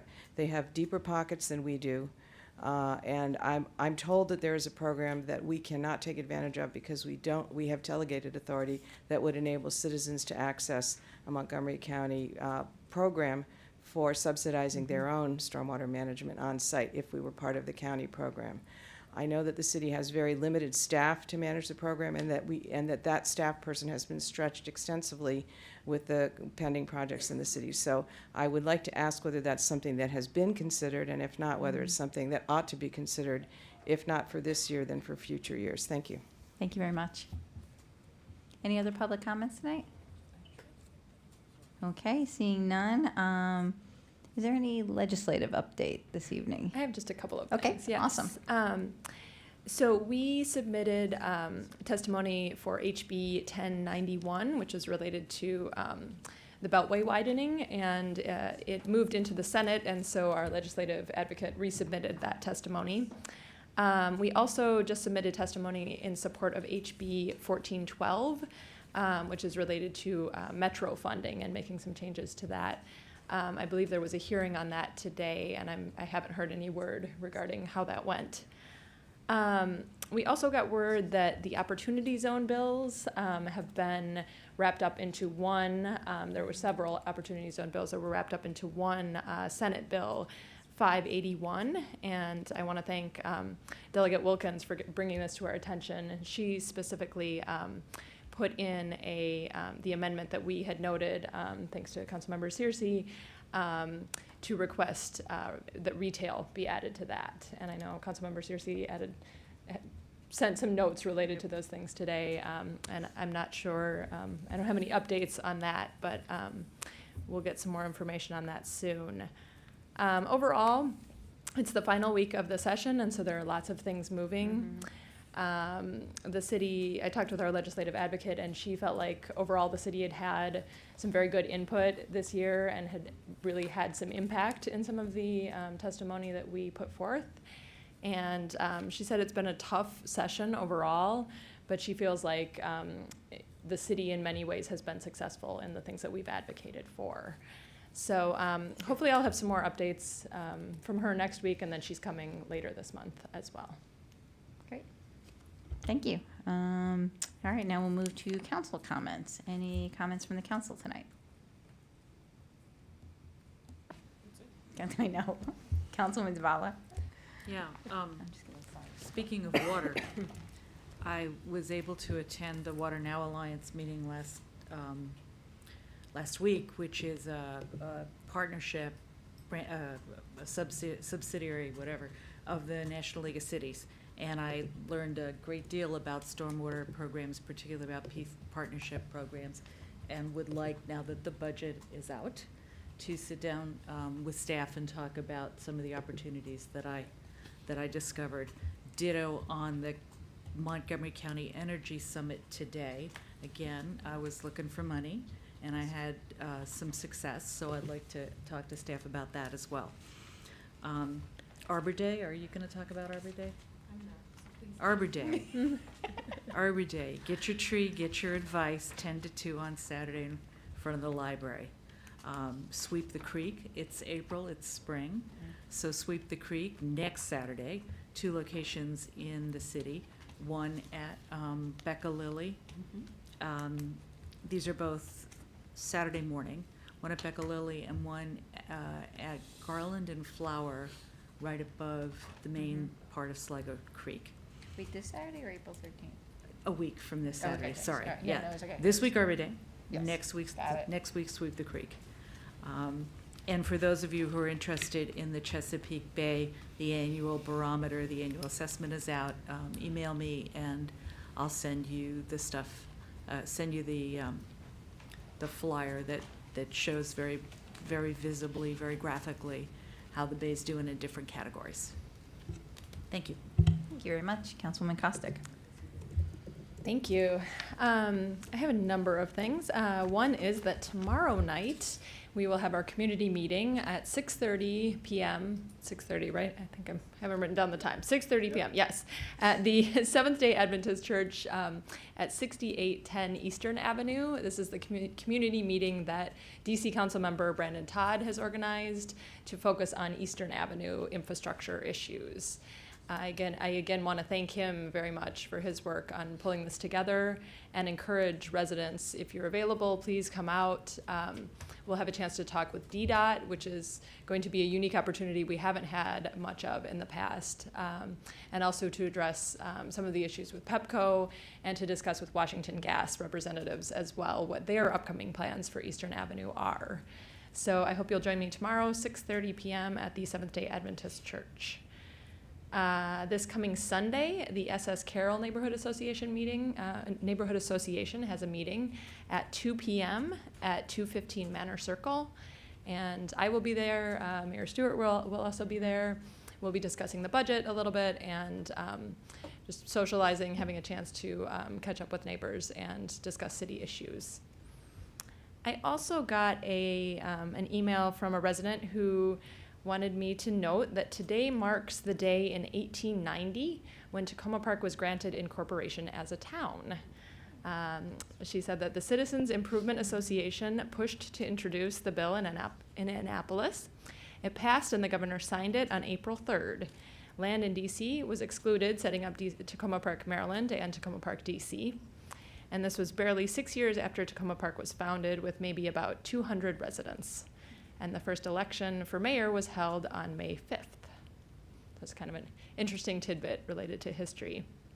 I also just, since it's been a little while since we had our last council meeting, just want to give a couple of shout outs for things that, meetings I had an opportunity to go to. One was the B.F. Gilbert Neighborhood Association meeting. It was really great to have a chance to sit down with the neighborhood and chat with everyone and discuss trying to set up regular meetings again and have more face-to-face meetings. So I really want to thank the organizers that put that together, as well as the people who came out to talk with us and to talk with their neighbors. We also had what I think was a very useful and productive meeting with the Poplar Avenue residents. The city manager and the mayor and I were at that meeting as well. And I had a chance to meet with some of the winners of the youth Mayor for a Day contest, along with Mayor Stewart a couple weeks ago. And it was really fun to meet with them and hear their perspective on things as well. And then finally, I did want to note, you may have heard it, Mary Jane, but there was a show on, your comment made me remember that there was a show on NPR, on the Kojo show, discussing autism and some of the challenges recently. And there was an interesting, I've been meaning to check it out, but there was an interesting note about the Autism Housing Network that I was interested in looking into a little bit and finding out some more about. So thank you. Great, thank you. Councilmember Smith. First, I would like to remind residents on April 11th, there will be the first construction meeting hosted by Department of Public Works regarding the Flower Avenue Green Street project. That will be at Washington Adventist University. This is the first time during the city manager's comments that I heard that we're actually going to start in April. But can we get that message out to residents? Yes, I just heard April 29th was Yes. the planned day that there's boots on the ground. Yes, we'll be working on a whole piece of information because I want people to come to the meeting on the 11th to Okay. get the information. Good. And the meeting on the 11th is in the evening? Yes, 7 Yeah. p.m. I'm sorry, 7 p.m. All right, regarding legislative updates, can we find out more information about SB 770? That's the e-scooter bill. It looks like it passed both houses. I want to make sure that the governor signs it because it is important. And finally, I would like to offer my condolences to Kitty Tucker's family. She was an incredible person. She was always very nice and gave me great counsel. And I just want to tell Bob and her daughters that she was a fantastic person. Thank you. Thank you. Councilwoman Searcy. Good evening. So last Saturday was great, and this Saturday is going to be jam-packed as well. So on Saturday, April the 6th, starting at 8 a.m., is the spring cleanup for the Hillwood Manor Garden. We will start in the lower garden, which is at New Hampshire Avenue near Sligo Creek Parkway. And you don't need any experience, just bring your tools if you have some, and extras may be available. And then starting at 9, from 9 to 10, also in the lower garden, will be a free planting and design workshop. So if your lawn or garden is too soggy with rainwater or stormwater runoff, or do you want to attract more birds or transition to organic, bring your questions because horticultural expert Kit Gage will be there. And Kit will also offer excellent native plant guides for only $2.50. So his program is in collaboration with Friends of Sligo Creek, and everyone is welcome. I think we may be anticipating some rain. If so, the rain date for the planting and design workshop with Kit is April the 13th from 3 to 4:30. Also on Saturday, sorry, I'm working by my phone because I didn't bring my charger, is the pop-up for the Crossroads pop-up gallery and concert. So the Takoma Langley Crossroads, in partnership with the Latino Art League for Greater Washington, will be hosting a pop-up gallery and concert on Saturday. And so for one afternoon, they will be converting a vacant commercial space into a lively art gallery featuring the works of 11 artists from the Art League, and visitors will also enjoy live music from Elena and Los Flanos, a bilingual Latin folk band, and there will also be appetizers, I love food, provided by Crossroads Eatery, Tijuana's Mexican Cafe. So bring the family and enjoy. And again, it is on Saturday from 2 to 5 at 7485 New Hampshire Avenue, Takoma Park, former Yama's Clothing. So hope everyone can come out on Saturday. Councilmember Kovar. Thank you.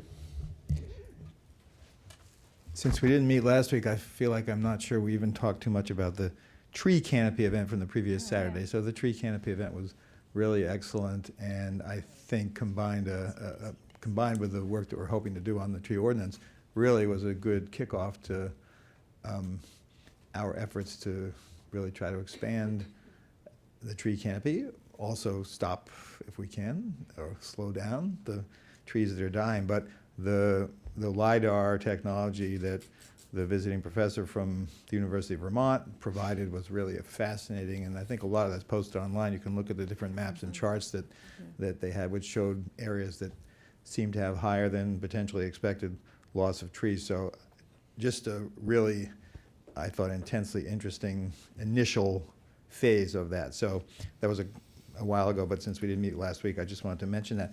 Second thing, in Ward 1, we're sort of at the tail end of the installation of the LED streetlights. That's begun to happen. I've heard from a few people, and again, as my colleagues have all said when their wards were being installed, for those who do find that there's excessive shining into their homes as a result of the new lights, the shielding technology is available. You can request that via an email to Public Works. I would point out, though, that other wards where they've already been installed and are waiting for the shields will get it before Ward 1, so that's only fair. A few other things I wanted to mention. I was this morning, the mayor had asked me to serve on the community advisory group for PEPCO, and it's a Montgomery County entity that they have. The first meeting was this morning, and it's a small group of people, business and government types, who are there to tell PEPCO what we think. And they had some interesting projects that they're working on, and one of them will be an increase that they'll probably be announcing a little bit later this year in opportunities for charging of electric vehicles. And there's an effort underway as part of the increase in renewable or more efficient energy in Maryland to substantially increase the number of zero emission vehicles, and so this is a part of that. Of course, I also did mention our ongoing concerns about utilities here in the city. Councilmember Kostick mentioned the meeting tomorrow night, which I will be at, and just for those who are listening, it's at the church office, which is across the street from the actual church, or across the street from Pizza Movers for those who are more focused on food than religion. Just a few other points I wanted to mention. I was at some really interesting meetings about transportation challenges in Ward 1, and I'm going to just mention those when we talk in the next agenda item about the revival of the Safe Roadways Committee. So I'll save that for then. But on utilities, two other things. PEPCO has said they are going to give us soon, and I hope this is the case because we've been asking for it for a while, a better update on the long-term plans for the project. They've started to provide, they're continuing to provide the 3-week look-aheads. They're kind of hard to really pull that much out of. They have told me they're going to go for a more narrative approach on those and to also give us a more updated, longer-term plan for how long the project will last, et cetera.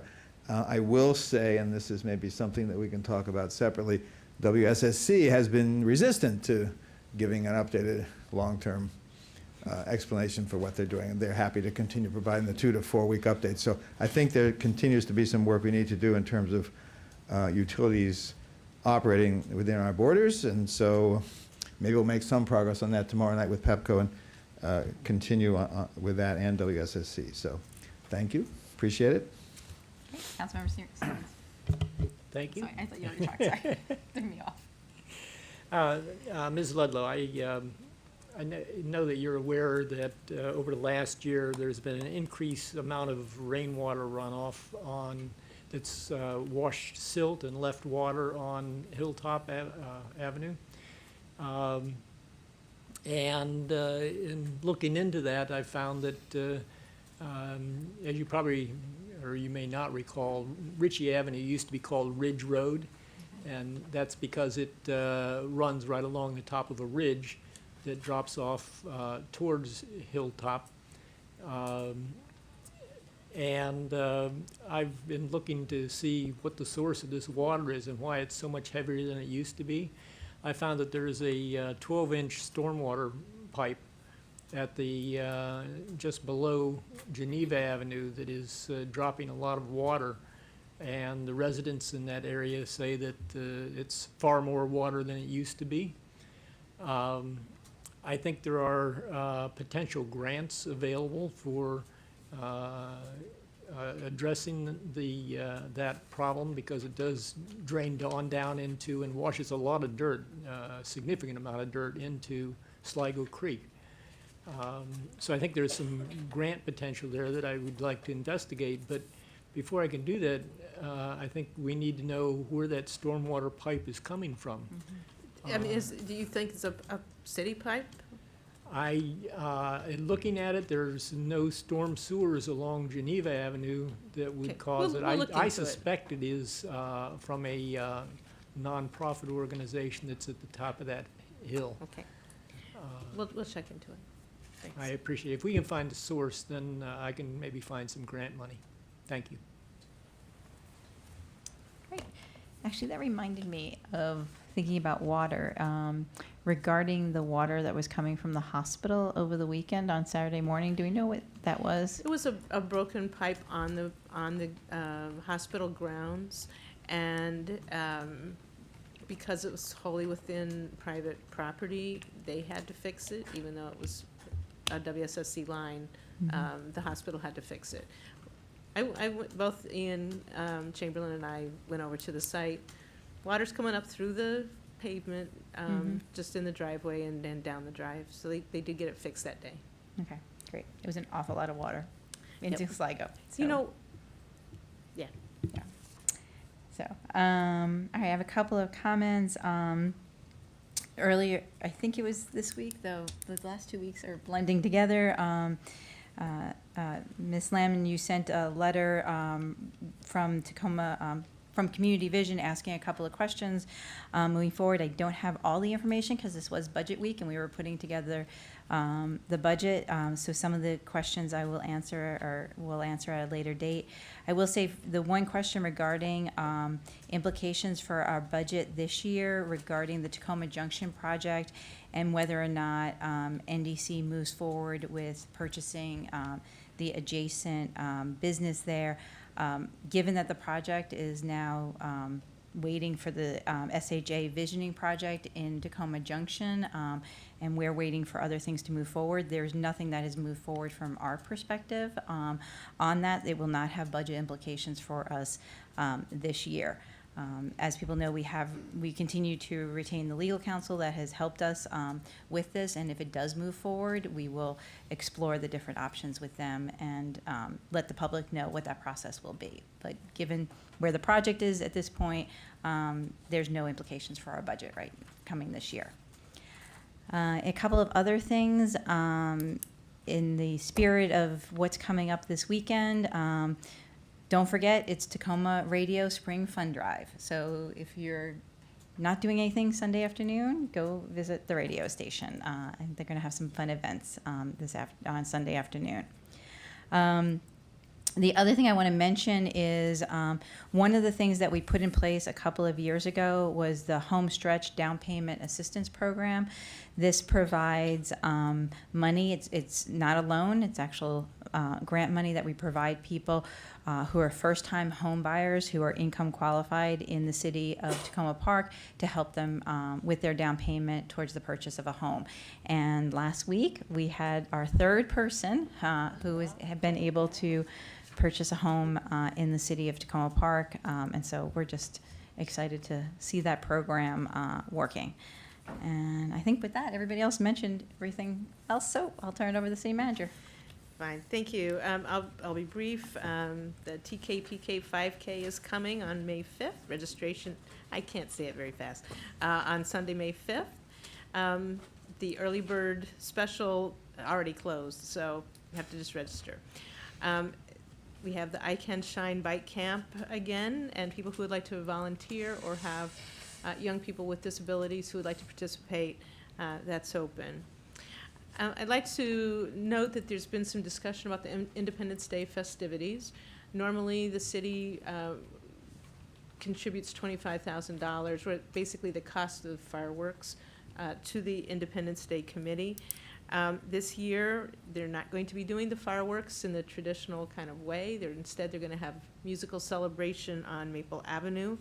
And the logistics still need to be worked out, but there was a lot of informal discussion, and I'd like to formally state that the city will, instead of contributing the money for fireworks, it will be contributing towards the events on Maple Avenue. So appreciate that that was discussed and makes sense to move forward.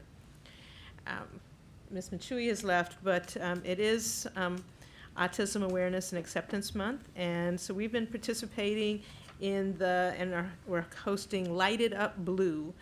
It's an all-inclusive event to increase the understanding and acceptance of autism. The event takes place at the Agricultural History Farm Park in Durwood, Maryland, and our Youth Success Coordinator, Javante McDonald, served on the planning committee for that event, and he's coordinating a number of the activities. So hope people participate, and glad to kind of really join in on that. He's been doing some wonderful things, actually, with youth success programs and really reaching a number of folks. Summer Youth Employment Program he's involved in. It's back, and people who are interested, either young people ages 16 to 21 who want a first job and learn how to do that, can register and go through that process. Or if you have a job to offer, let us know. And I want to give some kudos to our police department. There are always good things happening, but there was a little bit of a run of good news over the last few days that I'm really just happy about. A series of arrests of various individuals for attempted theft from auto on Hodges Lane, multiple thefts from autos on Carroll Avenue, a commercial armed robbery of Silver Spring Jewelry on University Boulevard, which was immediately followed by an armed carjacking. And they assisted the Montgomery County Police Department in apprehending suspects who did a carjacking on my street. So pleased that, our officers often work cross lines and help each other out. And so when these folks came into Ward 5, they got them, and I really appreciate the attentiveness and good work of our officers. So thanks to the officers and detectives for their teamwork. That's it. Terrific. Any, Councilmember Siemens, is your light on from before? Okay, great, all right. So then now we'll move on to our work session, which I'm going to invite up our come on down, the Safe Roadways Committee to participate in this work session with us. For members of the council, you have on your agenda item suggestions from the Safe Roadways Committee. This is a committee that, as we've talked about before, unfortunately lost a number of members, some of whom decided to run for office, others who moved away, and we're glad that the three of you have joined together to help pull the committee back. And I don't know if you want to present your ideas, and then we can go from there. That sound? Well, quick summary, because Okay. we did forward it. I'm Frank Demeray, and one of the rollover members. Focus is really to try and align the work of the committee better with the interests and the objectives of the council and the city.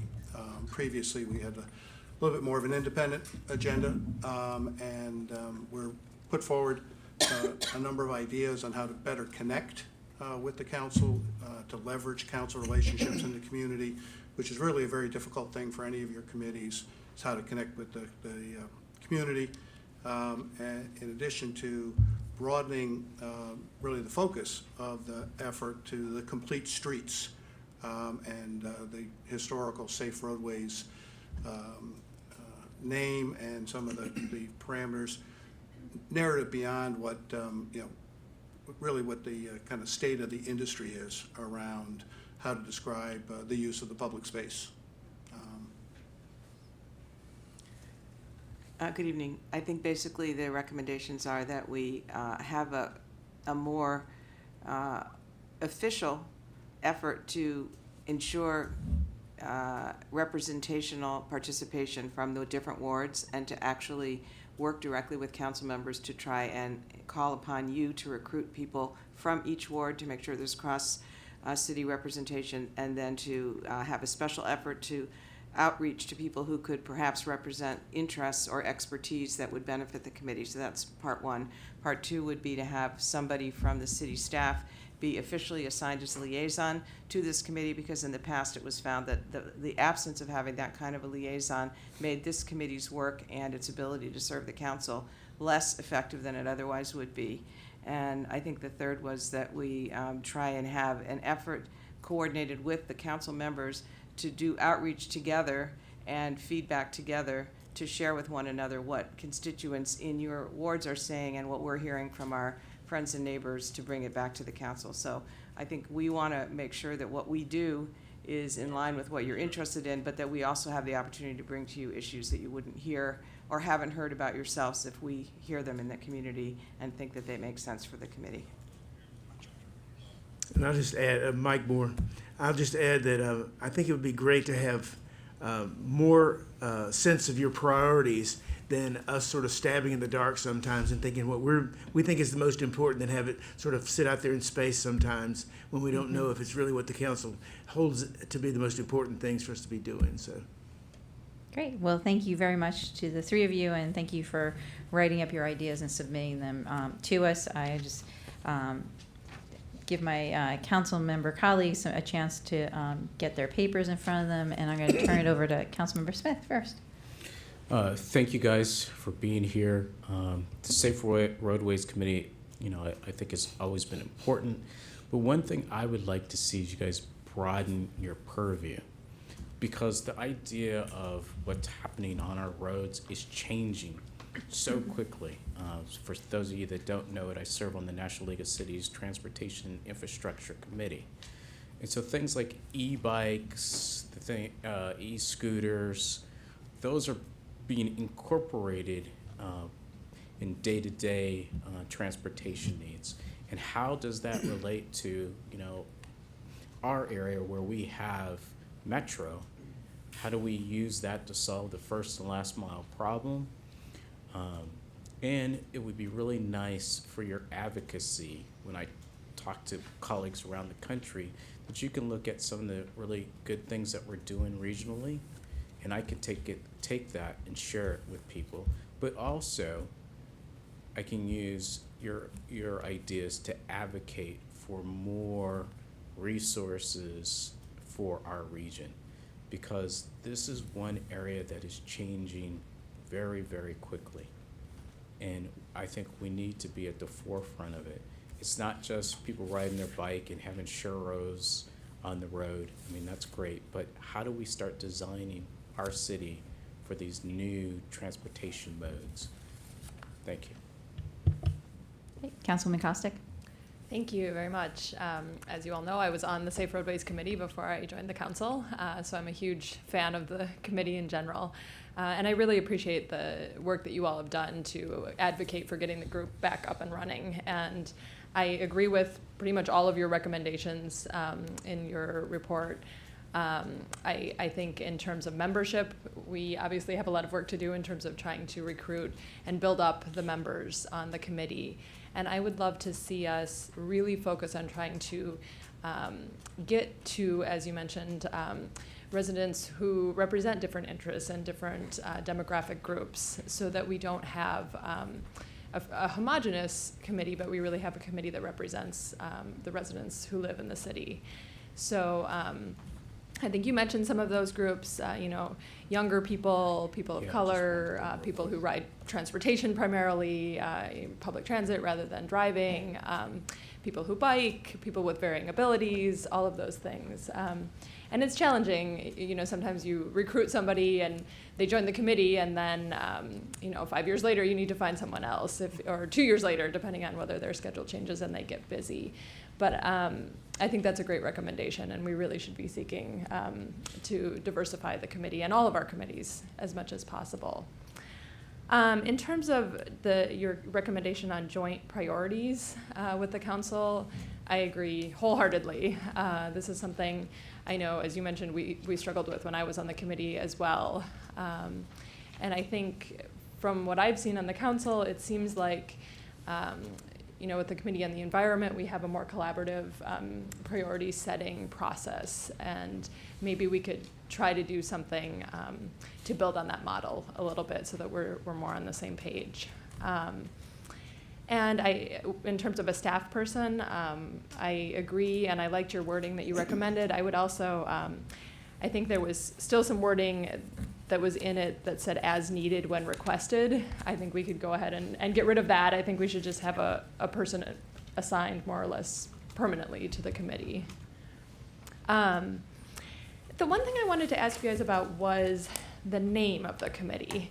So I understand the Complete Streets philosophy, and I think it's really important, and it obviously encompasses what we want to focus on, and I think what the committee should be focused on in terms of focusing not just on cars, but on pedestrians, on bicyclists, on everyone who uses the roads. One of my concerns, though, is when we were, or you are, the Safe Roadways Committee, it often happened that people didn't really know what that meant when you talk to somebody about joining the committee.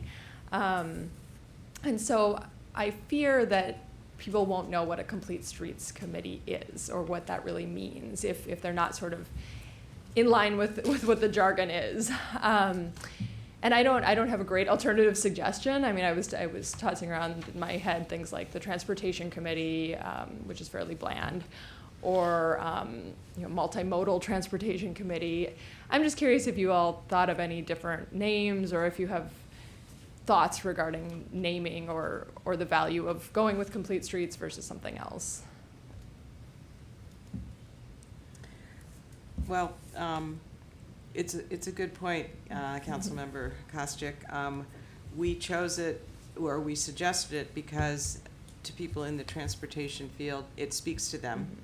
And because of the very problem that Councilmember Smith was talking about, which was that people, when they hear safe roadways, think very narrowly, and we're trying to get people to think in the opposite direction, to be very multimodal and to be thinking about sort of the connectivity of our community. So we could have other clever names like Community Connectivity Committee or something like that, but basically we picked Complete Streets because it seemed as if it would speak to maybe some of the people we'd get a grant from one day. But I mean, our goal is really to have it reflect what you want the committee to do. So I think you can call it chocolate cake, and I'd be fine with that too. So I'd say we're probably open to whatever you think works the best in communicating what it is you think this committee could do to help the council. Great, thank you all for all your work. One other thing that if I just could respond to what your point about representation, when we put these comments together, the council had not yet heard from the youth committee that recommended representation on different committees, and I think in terms of having young people represented, that's something that we haven't talked about it among ourselves, but speaking for myself at least, I think that this is a very logical committee to have somebody from one of the, for example, the kids in the middle school, even though they're young, on this committee. I think they have a special interest that would make sense to include. We did have a high schooler We did. in the last grouping, and it was a big addition to focus and different issues. Yeah, and then he went off to college and we lost him. Exactly.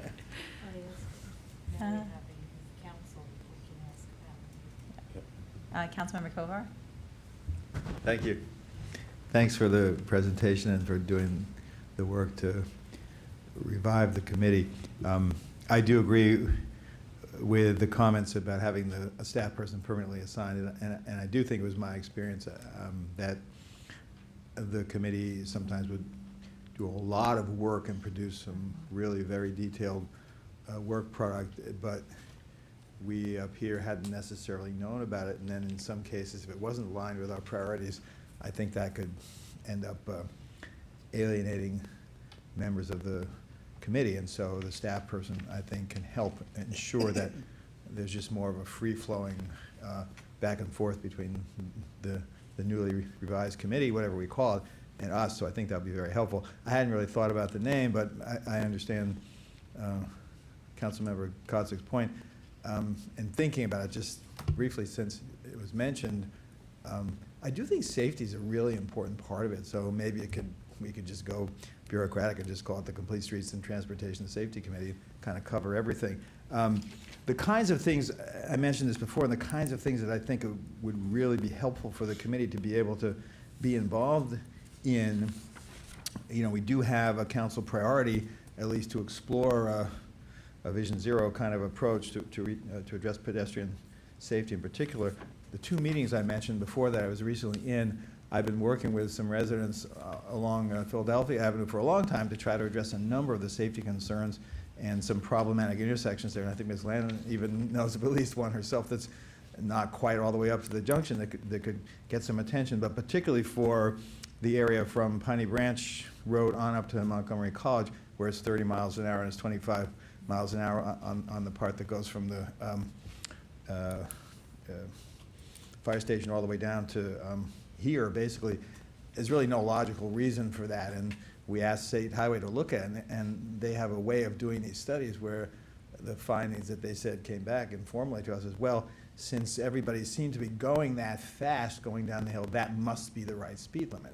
Whereas I would say the opposite. So the group there, actually, they've developed a petition, the residents, that talks about a key part of it is increasing the speed limit, and then several other safety-related points along there, including bicycle safety as well.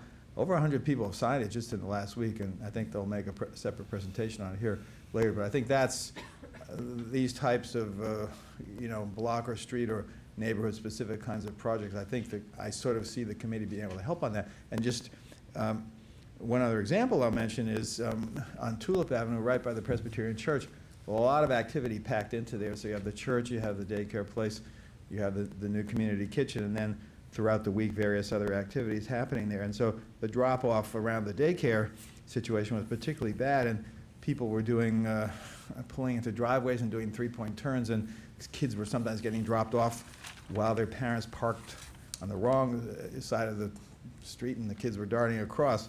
Really not a good setup. And so they all got together and met, the church and the parents group and the school and the neighbors, and they've actually worked out a sort of temporary situation where they have cones blocking off the driveways, and then when the residents need to leave, they do, and it's taken down the pressure quite a bit. But I think there's still more to be done there. I think that would be a great example for the kind of thing that could work on. In fact, I did want to ask the city manager, you don't have to answer this now, but there are 2 handicapped spots by the church that were put there for the church. They were just curious, and I don't even know if this has ever been done before, if possibly just during the drop-off time, other people could park there for like 3 minutes to drop off the kids. And maybe that's impossible under ADA rules, but be interested to see what the idea was on that. And then the last thing is when you go up Philadelphia and turn onto Park, and this is also in Ms. Lemon's area, people don't stop or even slow down. And we've had residents up there, and I believe even Public Works Director Braithwaite at one point was looking for funding for that. I was told just this morning that a school bus just shot up there, didn't even slow down, and it's a really long, like 40 or more foot space that they have to walk down. So I'd love to see the committee, I'm jumping ahead of myself here, I'm assuming it will get revivified, if that's the word, work on all these kinds of things, and I really appreciate you coming forward, so thank you. You're going to be really busy in Ward 1. Well, no, For a you haven't change. heard from Ward Right, two. yeah. Councilmember always are. Siemens. Oh, sorry, Councilmember Smith first and then Siemens. I guess this means we're getting police powers, is that the idea? Yeah. All right, there was one thing that I wanted to circle back around on autonomous cars or vehicles. They're coming, my work at the National League of Cities, there are all these pilots going on around the country. DC has a pilot. Prince George's County is looking at doing a pilot. What does it mean for our city? Do we want to have autonomous vehicles? If we do, where do we want them? Do we want them to take people to the metro, to the major bus stops? How does that relate to what makes sense for our residents? If they can navigate the junction, that means that they've reached a level of intelligence that they can go anywhere. But that might be true. But these autonomous vehicles are really, something that's happening, and it would be nice if the committee could weigh in on it, you know. From my perspective, it's hard for one council member to just focus on one issue like this. And the other thing is ride share. What does that mean with the Lyft and you know, Uber? If you know, reducing our carbon footprint is really important. I mean, is there any way we can promote more carpooling during the ride share usage? But just some things like that. I mean, these types of different uses of transportation are things that I think we should have the committee look at in some way. Thank you. Great. Now, Councilmember Siemens. Thank you, Mayor. And thank you all for the work you've put into this. I really appreciate the recommendations you're making. I think I can support these mostly. I just want to, on one point, the assigning a staff person to the committees.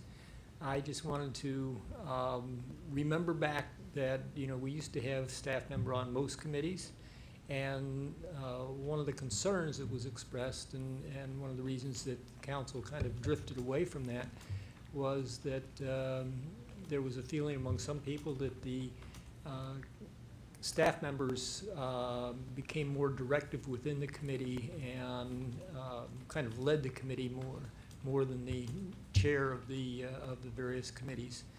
And that, again, you know, this council is looking, from my opinion, looking for, you know, city residents to direct these things so that we have the resident perspective, because we get the staff perspective all the time.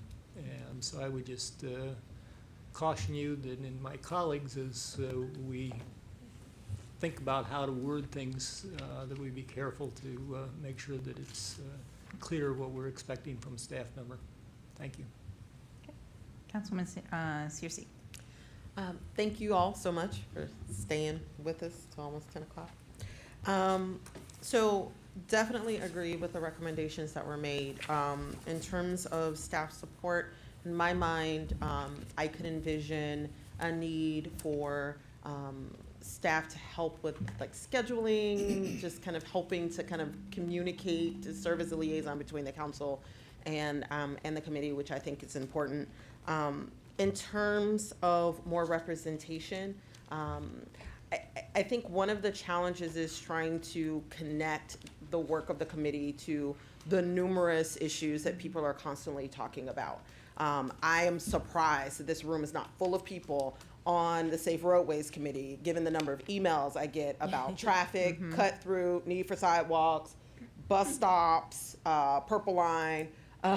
So there's a lot of things that people really care about. I think the question is just how do we make sure that the Safe Roadways Committee kind of resonates with those residents. And I don't know, I know in prior council meetings where we've talked about some and voted on some of these ad hoc traffic calming, or for my ward in particular, we have the Purple Line coming. We're already seeing lots of cut through traffic. Mike, Hillwood Manor, New Hampshire Gardens, like we get tons of cut through just with the construction that's happening right now. There's definitely going to be a need for a more comprehensive strategy in terms of traffic studies, making recommendations. It would be great if the Safe Roadways Committee could look at like what's the impact of the Purple Line, what are some of the current parking needs that are going to happen, what are some of the traffic studies that may be needed to try to help deal with changes in traffic pattern.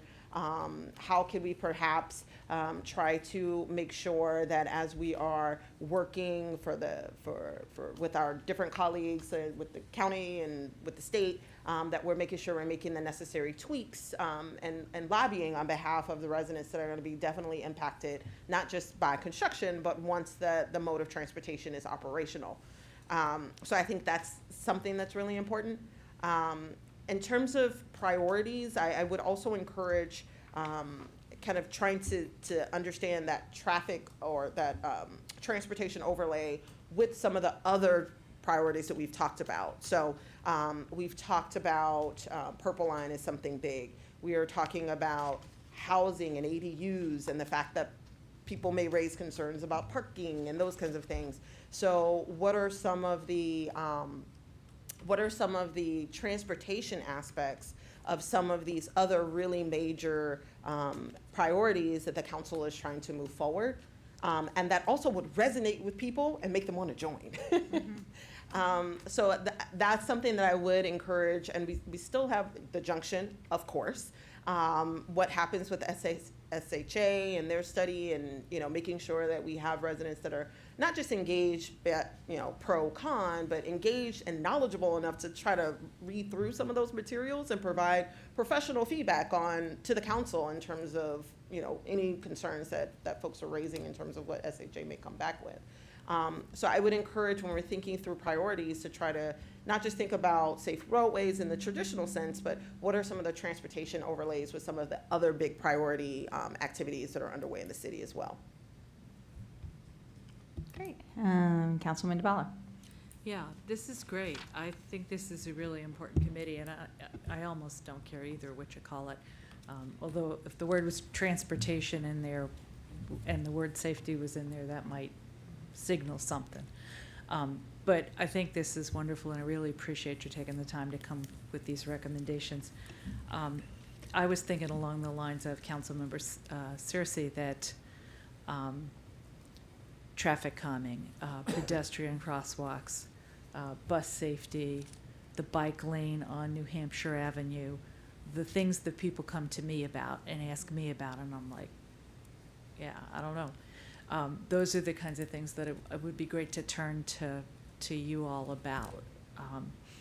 And along those lines, on your proposed language on 216-130, duties and responsibilities, you have a B. Assist the council in outreach. I think that might be that it would be, I would suggest it would be that the committee would take the lead on the outreach, and that you would assist the council in prioritizing transportation-related projects, and I don't know what the other word would be, advising on transportation aspects of other council priorities. So I would break that into two and have you be the lead on one, and you be advising on the other. That's just a thought for how to phrase what we might want from you. And I'm happy to beat the doors in Ward 2. I've got a couple people in mind already, but I also think it's got to be more than just the council looking for folks. So let me know what you need me to do. Thank you. Great. Sorry, I have one more question. All right. So are there certain things that, aside from the recommendations, which, I get it, you guys wrote it up, read it. Are there other ways that the council could work with your committee in line with maybe some of the ways we deal with the tree commission, right? Where we're actively seeking your input on different things that have a transportation aspect. So when we're talking about, for example, new sidewalk request, or if we're talking about something like the junction that has a transportation aspect, would it make sense for us to say, hey, let's run this by the Safe Roadways Committee as a way to just make sure that we're actively considering you all and pointing you towards those priorities and those of the moment things that may crop up that would benefit from your feedback. I'll just say, the fundamentals of the recommendations is to create a partnership, create the structure. Staff assignment helps to filter, all the different ideas. We have to figure out, how to get down to a manageable list of things. So we want to be as community-facing as possible, and that's actually a request to have each of you help us with how you reach your constituents. But part of that is getting more members. We really need, we need broad representation. So a series of steps that will hopefully position us so that as ideas are coming from the variety of places, including the community, we have a forum to just filter them down to a handful of things that we'll actually spend quality time on. So I think we need process first, and then we can start working on individual issues. So we're very interested in how you think you can help, if you like this idea, how you can help, actualize it, and how the staff can be that liaison. Specifically on your point about sidewalks, one issue that has come up, or at least I spoke with a woman who runs the Safe Routes to Schools program, who is a member of the staff. They had developed an inventory of the sidewalks that they thought were most important for the school kids. That hasn't been revisited in the last couple of years, she said, in order to see whether the sidewalk construction had aligned with what she knew. I know that what she knew the problems were. City Manager Ludlow had said recently that sometimes the squeaky wheel gets the grease when it comes to sidewalks. Well, it could be a project that we engage in together with the city staff to make sure that the priority for sidewalks aligns with the Safe Routes to School concerns, because oftentimes the people who are in rental properties are the ones who are most likely to be affected by walking their kids to school, but would not be the ones who would be advocating for sidewalks because they're not property owners. So that's an area where, working together with the staff, the council's expressed desire to make that work, and the work of this committee might make sense to collaborate. Yeah. We don't have a lot of squeaky people in the apartments. No, I think you done. Yeah. So I was actually going to pick that up because that was one of the things exactly where I wanted to go, which is thinking about the racial equity work in the city and how that overlays with your work. And I think that's exactly the example I was going to use, which is in many times there are places in our community that either need the things we talked about, street calming, traffic calming, the sidewalks, and we're not necessarily hearing from them. And so helping us also identify those places, I think will be a great help. And so as you're thinking about the work, thinking about how we can put the racial equity work to infuse it a little bit here. I know when Councilwoman Kostick was, I think one of the last things she did actually on the Safe Roadways Committee was a great report that looked at bikes on sidewalks and whether or not we should allow bikes on sidewalks, and did all this research to look at what impact that would have on different groups in our community. So I think that type of analysis would and recommendation would be really helpful. We do tend to hear from people who are able to come to the meetings or have access to us, and so helping us identify different places in the community would be useful. In addition, just to jump on the bandwagon of the name, I actually like Complete Streets. I'm okay if you want to make it longer, but I do think educating people about what Complete Streets actually is all about would be a useful thing. In terms of membership, and I don't want to put too much on your plate because I know you're reconstituting yourself, but one of the things that is a council priority this year, one of our top 5, is really thinking about our committees. And saying let's recruit is one way to do that, but that's actually not creating a structural change to ensure that in years to come we actually have diverse committees. And so one of the reasons that Mr. Gorman, actually a high school student, was on your committee is because I knew him and recruited him. But if we rely on each of us, it depends on, again, who we know, and that's not necessarily always going to translate into diverse committees on a whole spectrum of different characteristics. And so one of the things is to think about is innovative approaches to how this committee actually does its work to potentially encourage different people to join it. And so I have a lot of ideas. I don't want to throw them all at you now, but, and again, I know you're reconstituting this committee, and so there's only so much you can take on. But I would say if you're game for trying some experimenting and thinking about how to really put in place some structural changes so that we can build in more diverse committees in the future, that would be great. I'll just add, the we that's doing this is... All of us, I know. Right. We really are here asking for help. Yes. And willing to take it. I think one of the key reasons that we thought that asking each of the council members to recruit at least one member from their ward was because we wanted to ensure geographic representation, and that's something where we thought council members would know who the smart, active, interested people would be.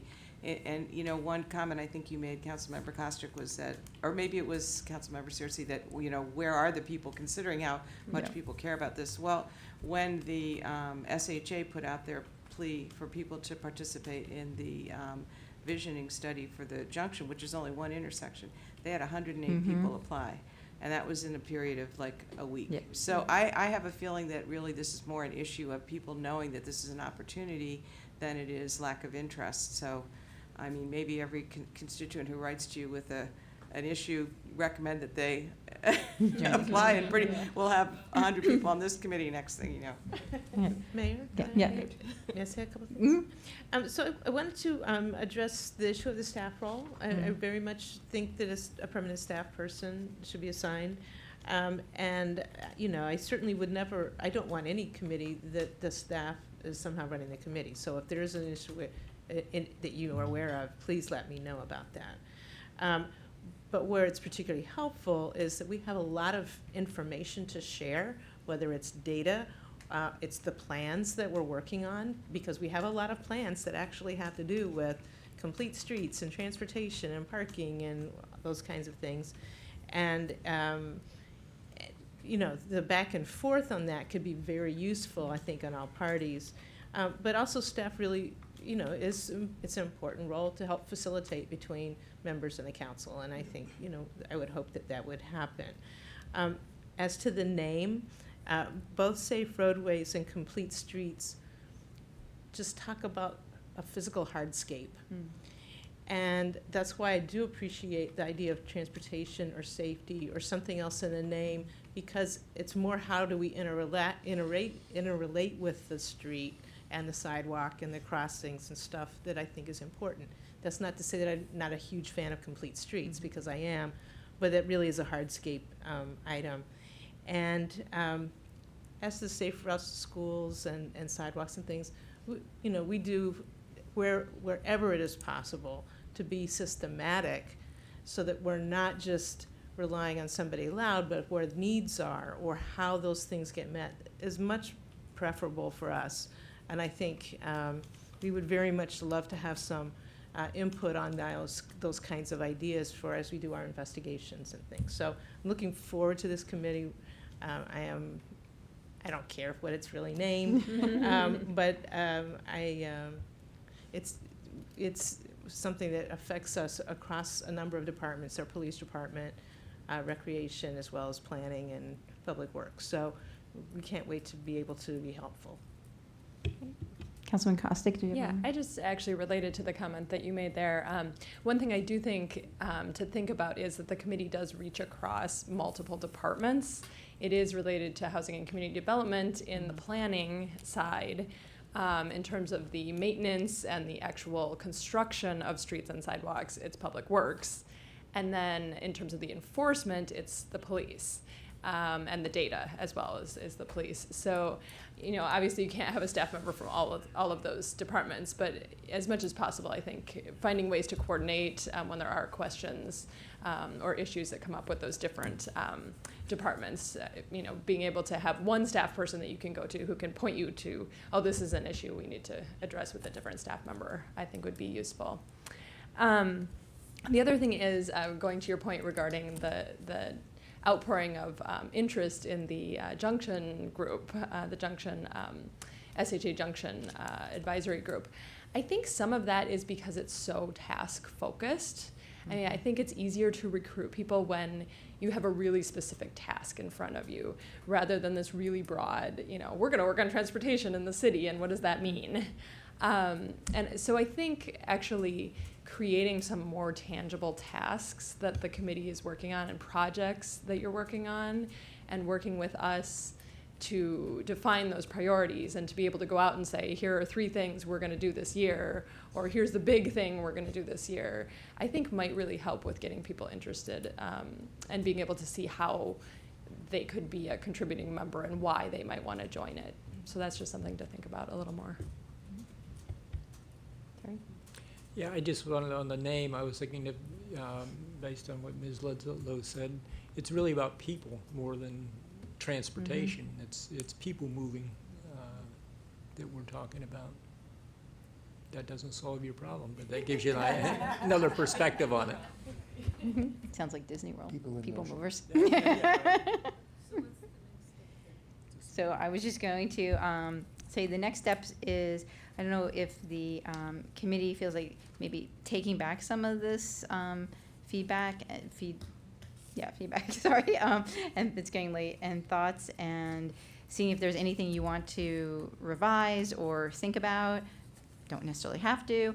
And then in the next couple of weeks after you're able to do that, we need to come back and vote on their charter, to move it forward. So why don't you take some time, think about it, if there's some changes you want to make, or think about other changes you may want to the charter, and then we can discuss that over email, and then come back to us, and we'll vote on it, and we'll start working together. So, sound good? Awesome. Well, thank you very much. Have a nice evening. Thank you. All right. I think we're done. That's it. We're done for the night. We're adjourned. Go home.